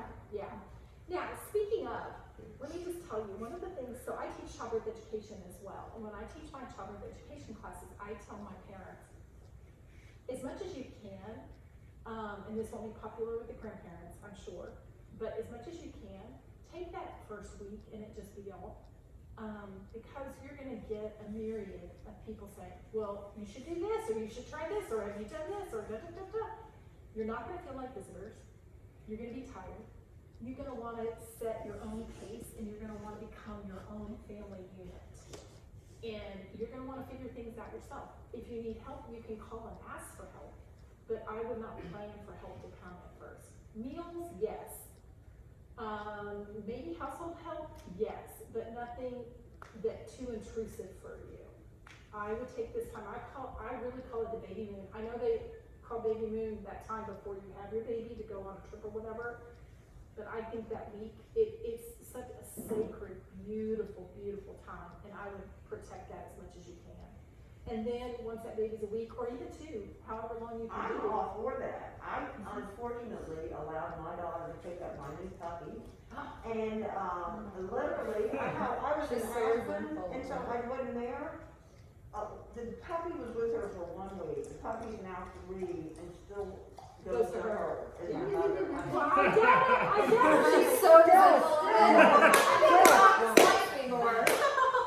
you still have those little bitty puppies in the warm puppies? Well, I doubt a baby's really gonna do that,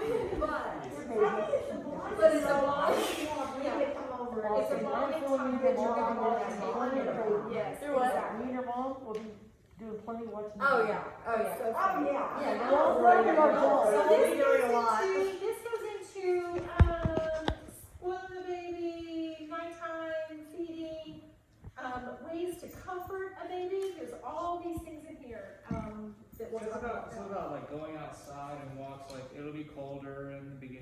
us, 'cause Yes, end of January, beginning of February, so like, I would still go outside. okay. I would find like, you know, a day like this, or the middle of the day when it's sun's shining and it's warmer, Mhm. you can bundle that baby up. You can even put one of those covers on the car seat, because you'll have a car seat with the stroller system, right? Yeah. You put a blanket over that, baby's gonna be fine. Okay. Now, it's still not the same as baby getting sunshine, so if there is sunshine, I would love to try to do that. But it's still fresh air, and it's still gonna, just the movement of the stroller. Oh, did y'all see the poop page? Yeah. Oh, we're jumping ahead. Sorry. No, I'm sorry, very quickly turn. Yeah, so, okay, so here, it talks about infant sleep facts. So those are really good. I'm telling you, that's probably the biggest disillusionment from parents that I find. They're like, they don't sleep. And it's like, yes, they do. They just don't sleep according to your schedule. It takes them a while to get to your schedule. Okay, so let's go to calming a fussy baby. The swaddle. Then there's the side. Now, with you nursing, you will need to learn to turn baby around, and I would do, because once they smell milk, they'll be like, I want the milk, I want the milk. So when you're trying to settle a baby, I mean, you can try to feed first, but sometimes it's easy to overfeed the baby and then they spit up and then you're panicked because, oh my gosh, I just spit up. If they're eating every 2 hours, they're getting plenty. The baby's tummy, when it's first born, is about that big. Now it grows by the day, and by, I want to say by 3 weeks, it's the size of a ping pong ball. That's it. That's it. They'll only be taking like 2 ounces for a good while. Dang. And then they'll move up to 3 slowly. You'll find that they're not going the full 2 hours, and you'll need to increase. You nursing, you're just gonna let her dictate how much she gets. You with a bottle, you're gonna know exactly how much, and you're gonna need to increase it when she'll like down it, and you'll be like, oh my gosh, she's not done yet. So you go make another ounce, or another 2 ounces, because I think the little scoop is for 2 ounces. Just make 2 ounces, get it shaken up real good, go ahead and feed it. She'll probably only take half to an ounce at first, but then she'll finish that 3rd ounce. So then you know you make 4 ounces, and she may only drink 2.5 or 3. But slowly it'll get to the 4 ounces that she's gonna be drinking. Okay, so I have this in here just because it's very good, and, I'm sorry, my phone is blowing up. My watch is anyway. I have this on baby massage, and it talks about essential oils. The only reason why I put this here is because there's some great information on baby massage. I have one client that I've served them twice, and it was the grandma's mission to learn how to give the baby a massage. And she started doing baby massage every night that she's there with them. And they're Indian, so the tradition was for the mom to go stay, I think like 3 months or something like that. And she learned, she said, oh, I went on YouTube and I found all this stuff, and she does like all this coconut oil, and she gets it warm, and so the baby takes a bath, and then she does this whole routine, and she'll do like the little circles on the belly for the digestion. There's a little diagram right here. That's cool. Yeah, and so it can be I something wanna do that. it can be something that's just yours. And then when the baby is old, you can say, okay, my turn. Yeah, that's right, that's right. Thank you. Which is coming real soon. So there's this little thing right here that you can see, and this is how you can do the baby's feet. You massage the feet, and it shows the different areas that the baby's feet. Yes, now, I would not use essential oils on a newborn. I would not use essential oils on a baby until they're at least 6 months old, and then I would dilute them. I do use essential oils quite a bit. If you ever have a question or want to, or somebody suggests it and you have a question, let me know and I'll help you. Baby oil's good. I would use coconut oil. I don't recommend anything For cooking them? anything that Awesome. you wouldn't put in your mouth. I would not do baby oil because it's Because controlled. they're saying no baby oil. No baby That's oil. huge. In my day, that's all we used. Yeah, that's all we use is baby oil, but it's That's controlled. all we have. What is baby Yeah. oil supposed to do? That's probably why I have so many issues. Like it's It's louder me up. like for their I'll skin drink again. or heat massage. It makes them soft. You do massage, or you can even moisturize their skin with it or whatever. You get your But I tell people all the time, I would not put anything on my baby. Yeah, I'm not I kidding. would put it in my baby. And of course, a baby's not gonna take olive oil or almond oil or avocado oil right now. Yeah. But if I wouldn't eat it, I wouldn't put it on their skin, because when it goes in their skin, then it's more nutritious for them versus toxic, which is, So, but like when you change the diaper and everything, and you can put coconut oil on the baby yeah, down there? yeah, you sure can. You sure can. Now, there's lots of people that do use Destin or A&D or whatever, and that's up to you. Lactation is even bad. So coconut oil is probably the best thing? That's what I coconut recommend. oil for our animals. I kept a jar of coconut oil or maybe a little bowl of it, because you know it'll get hard when it gets cool. Oh, you smelling those babies? Oh. She's giving it in look. That's a good dog. But I just kept a little, now, of course, if you're using it on, diaper area, you're not gonna wanna use it on their body, so you're gonna want some separate that you know is just for diapers. Right, And then some is for like their head or their face or whatever. yeah. So you'll keep that separate, but yeah, I would use coconut oil for sure. Okay, good. And you could put a drop of lavender oil in it or something like that if you wanted it to smell not tropical and coconutty. But yes, but this will go over all the things that you can do for baby massage. Okay, so newborn jaundice, I don't expect you guys to have to deal with that, but it's just something that you may want to read on. All of my babies had jaundice, but, and I've had a couple that had to go back into the hospital. But I think a lot of it was the births were so fast and they just didn't get a chance to go through. I mean, it's a whole other deal, but you can read on that. Is that when they turn yellow? Yes, that's when they turn yellow. I would, are y'all ready to go to the page? Okay, now, of course, we're looking at, it looks like little boy babies, so we're not gonna be dealing with that. But, right here, that first baby's poop is called meconium, and it is like tar. It's black, it's thick, it's sticky, and when you see the nurses at the hospital change a baby's diaper, I got so mad at the nurses because they're like scrubbing the baby's bottom. I'm like, they're being so mean. It's the only way to get it off. Like, it's really hard to get off. It'll turn into, It's like tar. yes, and what it is and this is what your colostrum does, is your colostrum is a laxative, and it helps get their system going, and so then they flush that out. It will come out eventually, so if your baby doesn't get colostrum, Austin, don't worry about it, it's still gonna come out, but that's one of the things colostrum does. You might even ask your doctor, or I don't know what you're doing with all of that, but how you could possibly get some colostrum if you want to for your baby. Okay. I don't know if the mama, your surrogate, is gonna give you any milk to begin with. I actually I think did. we're gonna do, I think at least the first few days. You are gonna, If probably she do. can. Who's gonna give you the gold stuff?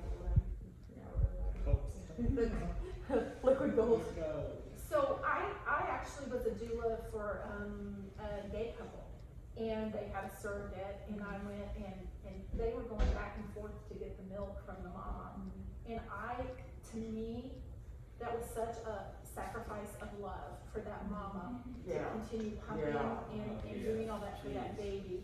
And they did it, they were able to get a bunch of milk because they were actually in from Cape Cod, and they came down here, had the baby, and then they needed enough to get, and then they had a milk bank up where they were from, but the mom, the surrogate, pumped enough so that they had milk to take back.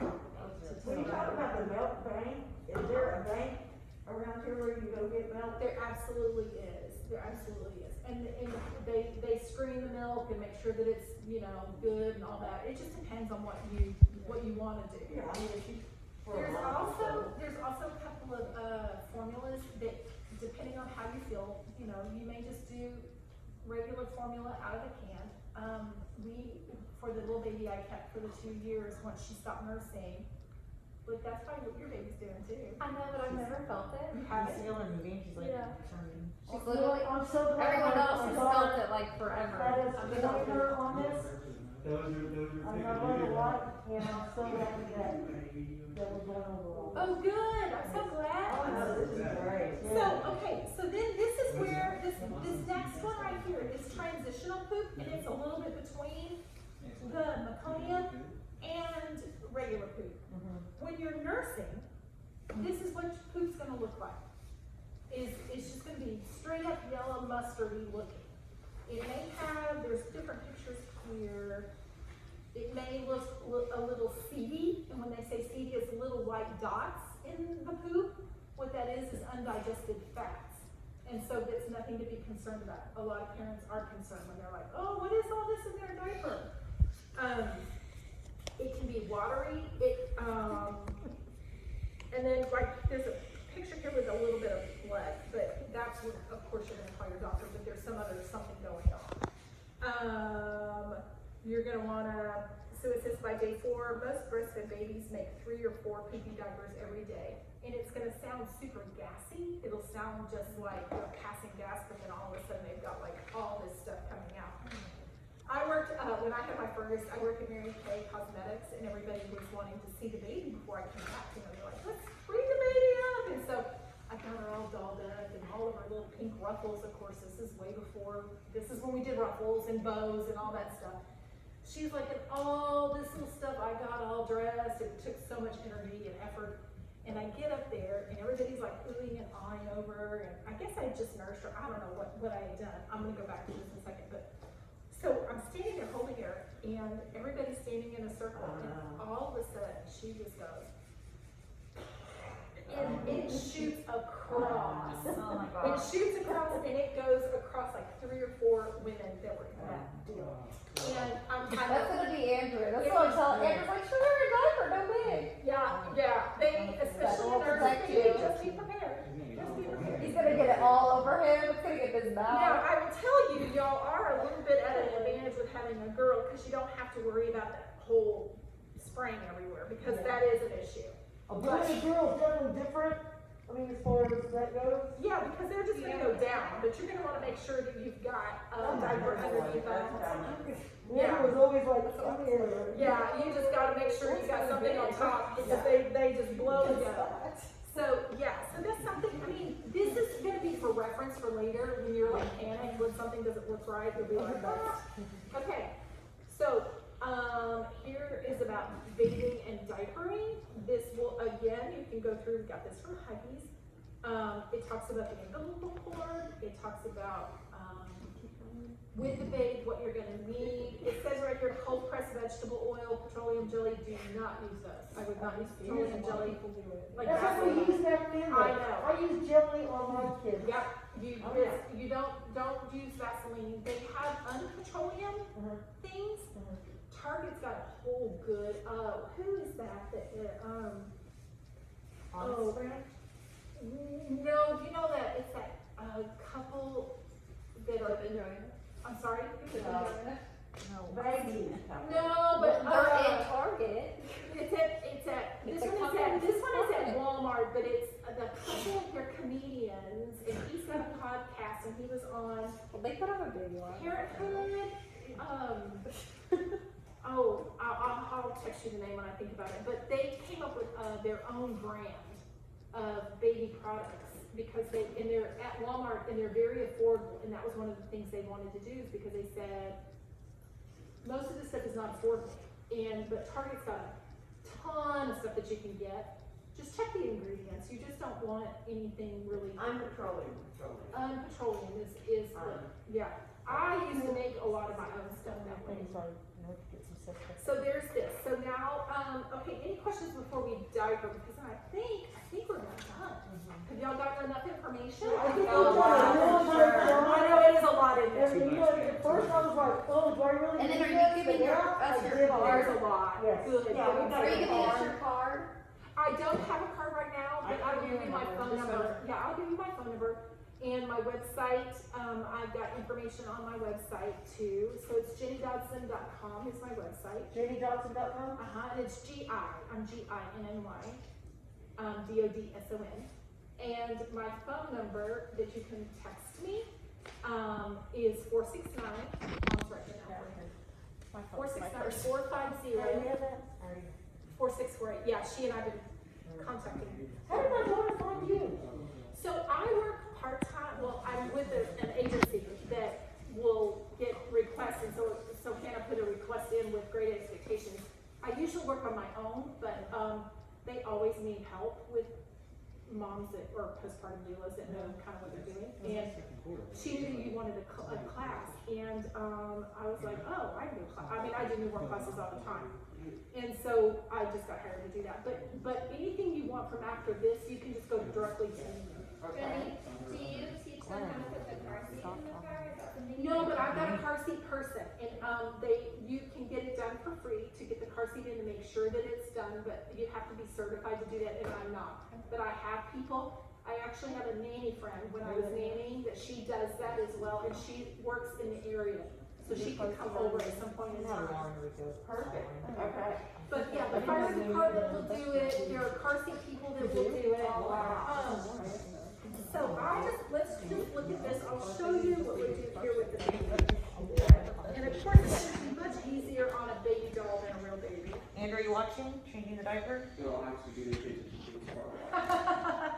Okay, so I'm not going to be doing this on my lap because a baby, you're not going to want to do this, but right now I'm going to do it on my lap. So just do this. Now, with girl babies, you're going to wipe from front to back because you don't want to get any of that poop up in her. So front to back. And so you're going to do front to back. This is a little boy baby, but Boy, babies are different. so yeah, and so literally I just use as much of the diaper as I can to wipe as much as going on there if it's poop, and then I literally will just roll this up as little bitty like this and just do it like that. Then I've got another diaper. You asked about diapers. I really kind of like these. What are these? Pampers? These may be Pampers, because I really like this little line that shows you if they've wet, and that way you're not wasting diapers. It's up to y'all, but No, I like that. I like it because it just kind of shows me what's going on. So all you're going to do now, typically, especially for y'all that don't have a lot of experience, baby's going to end up being naked. Like you want to take all this off. You don't want to deal with baby putting their foot back down in their dirty diaper or on their bottom or whatever. If they get their little foot, then you can wipe that off easy, but you don't want to change your clothes. So you just put it underneath them and pull it up this way. Now, we talked about, now this is a newborn that has a little cutout for the cord, but say it's not. Say you don't have these diapers or the babies, whatever.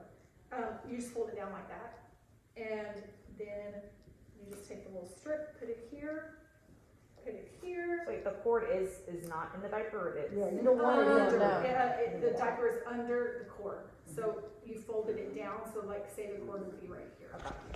Yeah, so you're gonna do that. Now, you're gonna wanna make sure it's tight on the legs, because the minute they blow out, I think that's probably what I did with my baby, that she got everybody pooping. But you're gonna wanna make sure, and it will at first leave little lines, and you'll be like, oh, it's tight on the baby or whatever.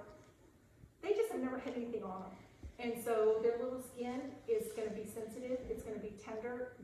I mean, I'm not saying suffocate your baby or squeeze your baby, but I'm just saying don't be scared that your baby's gonna have like little wrinkle lines and little lines around their waist or whatever. Just anything that's gonna cause them to not necessarily react, but they're just getting used to it. And it won't take long for their little bodies to get used to it.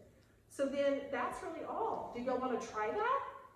Well, so if they have a poopy diaper, you I wipe think it. that was with pretty the- self-explanatory. And then you're gonna do a wipe. Is there like, and then you're gonna use a wipe. and Yeah, then you're gonna use a wipe, and and then then- with the little girl, you're gonna wanna make sure you get down in between the lips. Okay. Yeah, and make sure you get in the little folds between her legs, because poop will get everywhere in there. And then, like any paste or any product that you put on after, or I literally you just- personally do not unless there's some sort of rash or something. But everybody's different. I feel like their bottoms may get a little red and a little rashy, but if you think about it, they've never had urine on them. You know, what they've been doing is their amniotic fluid is their pee, is their urine, and then it recycles, it goes, it filters back through, and that's what that is. So they've only had pure. Yeah. They've never been in the outside world. It's okay too to like, right after you change them and all that, wipe them down, a little dusting or powder. If you want, That's I what I do with would do powder. Powder. I would do powder. If I would not. I would not do powder. If I was gonna do anything that would be powderish, I would do cornstarch. Cornstarch. Because talcum, I mean, I think they've changed all of that because talcum is so dangerous. But most of the over-the-counter stuff has fragrances and scents that are not gonna be really good. Now, one of the things that you might do, especially with your February baby, is once the baby is changed, and I would put baby in front of the window, just to get sun at any point in time that you can. Get that tan. Yeah. Yeah, So I know, already I have know. some tan annoying. But yeah, I was so gonna be yes, white wipes. as Now, whole face. one of the things, and y'all may already have it, is a wipe warmer. We don't have one. Do you recommend getting one? I do, and you know, Okay. at first I thought it was the most stupid thing because we didn't have them when we were having our babies, and I thought, how ridiculous. White one? But when white you're- one. It keeps it warm. You take them out of the package, you put them in the little case that it's in, it's plugged in, and it warms them up. The only reason why I really like them at first is because they don't like diaper changes, and some of it is the temperature change. And that just helps to keep that at a minimum. No, it's helpful to hear, because when I first read about it, I was like, oh, this sounds like a It's bougie. I It's, read this yeah, before, I and like- mom gave me crap for yeah, registering no, for it. yeah, Yeah, you did. I Yes, changed you my actually mind did. after watching Informed Babies with them and without them. Okay. Because just wipes in themselves are alcoholish kind of wipes, and they're cold. They're just cold, and it makes their little bottoms cold. So this warms them up, and it's just I was thinking about a bottle warmer. It's Do you just need one in every room? A not bottle? in every room. I wouldn't do one in every room at all. I only registered for one.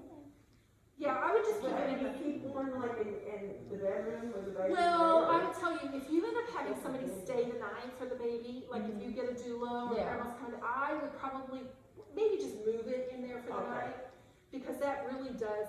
I actually had a client that had a refrigerator in the bedroom that I was in with the baby, and that she put all the bottles in there and then had the bottle warmer, and so then I would put the baby. When I heard the baby start stirring and I knew it was on time for the baby to wake up, I would put the bottle in the bottle warmer. With breast milk, the best way to warm a baby bottle, the milk up, if it's cold, is to just put it in some hot water from the sink.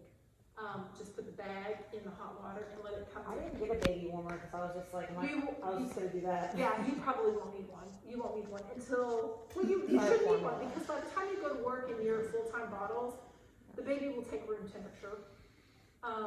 You do want to make sure you've got good water to mix your formula with. It'll either be distilled, or I do reverse osmosis at home, and we just use that. Is that filtered water? Yeah, you know, at the sink, it's just reverse osmosis is a filtering system, and we just did that. But they'll probably tell you to do, and I think, it's a whole market, because I think they jack the prices up. But you'll find baby bottled water, like in the baby section at the stores, but you can just do distilled water or whatever. So what else? I think you did really good. Yeah, One question, what is the outfit that is the easiest? You know, kind of like with us, 95% of the time I wear my jogging outfit. 95% of the time I'm wearing leggings, so. Let's get real. So, I mean, is there? You're not getting out of Georgia wearing a really cute outfit. No, but she's with me, and we don't care, we dress from Target. Tarjay. Target. You think Georgia's gonna No, I'm be? talking about, I'm not saying put on and take it off. I would say no snaps. No snaps. I would do those little gowns. Okay. I would do little sleep sacks or gowns. You know, Okay. remember they used to have the little Gerber kind that had a little drawstring, which Right. is a little bit of the premise of this. But now they have them where they're just elasticized at the bottom. Okay, And I would do those if it were me I got one of personally. those. okay, good. Or the zippers, but I would not do snaps. No snaps, okay, good. I just, not until they're older. There's just a million things that you can do to make your life easier, and snaps is That's not what I one of mean, them. yeah, that's It's what I not wanted one of them. to say. Yeah. Okay, on that note, what are the other things that we may or may not do developmentally? Like you said, switch sides if you're not doing it for the eye development. Is there anything that we wouldn't, it's not intuitive of what we should do to make her develop quicker or better? Tummy time is gonna be your number one thing. Okay. And then, you know, during wake time, you're gonna sing, you're gonna play games. I mean, you know, What if we don't want our mothers to sing to our child? Hey, you know what? I sang to Hannah I'm all glad the you told us time. about tummy time, cause like I was always nervous that'd be like suffocating for the kid when they can't hold their hand. Yeah, I No, sing all the we time. just turn our heads to the side. When I think first started talking, I so. told my mom to stop singing. Hey, could I ask one of y'all to do me a favor while I'm sitting here with y'all, one of you in the back? Will y'all take a picture of me teaching, like, the group? Yeah. Do you mind doing Yeah, that? like you put it on my phone so I can text her. Okay. Or Oh, okay, or oh, that's fine, that's fine. you can do your phone Yeah, so I didn't yeah, know. just do it on. No, you're fine, are you're not recording? No. Okay, I don't care if you are, I just didn't know, I didn't want you to have to get out of it. No, I just didn't know. So- I'm happy to use your phone Yeah, too. no, you can send it to me, but,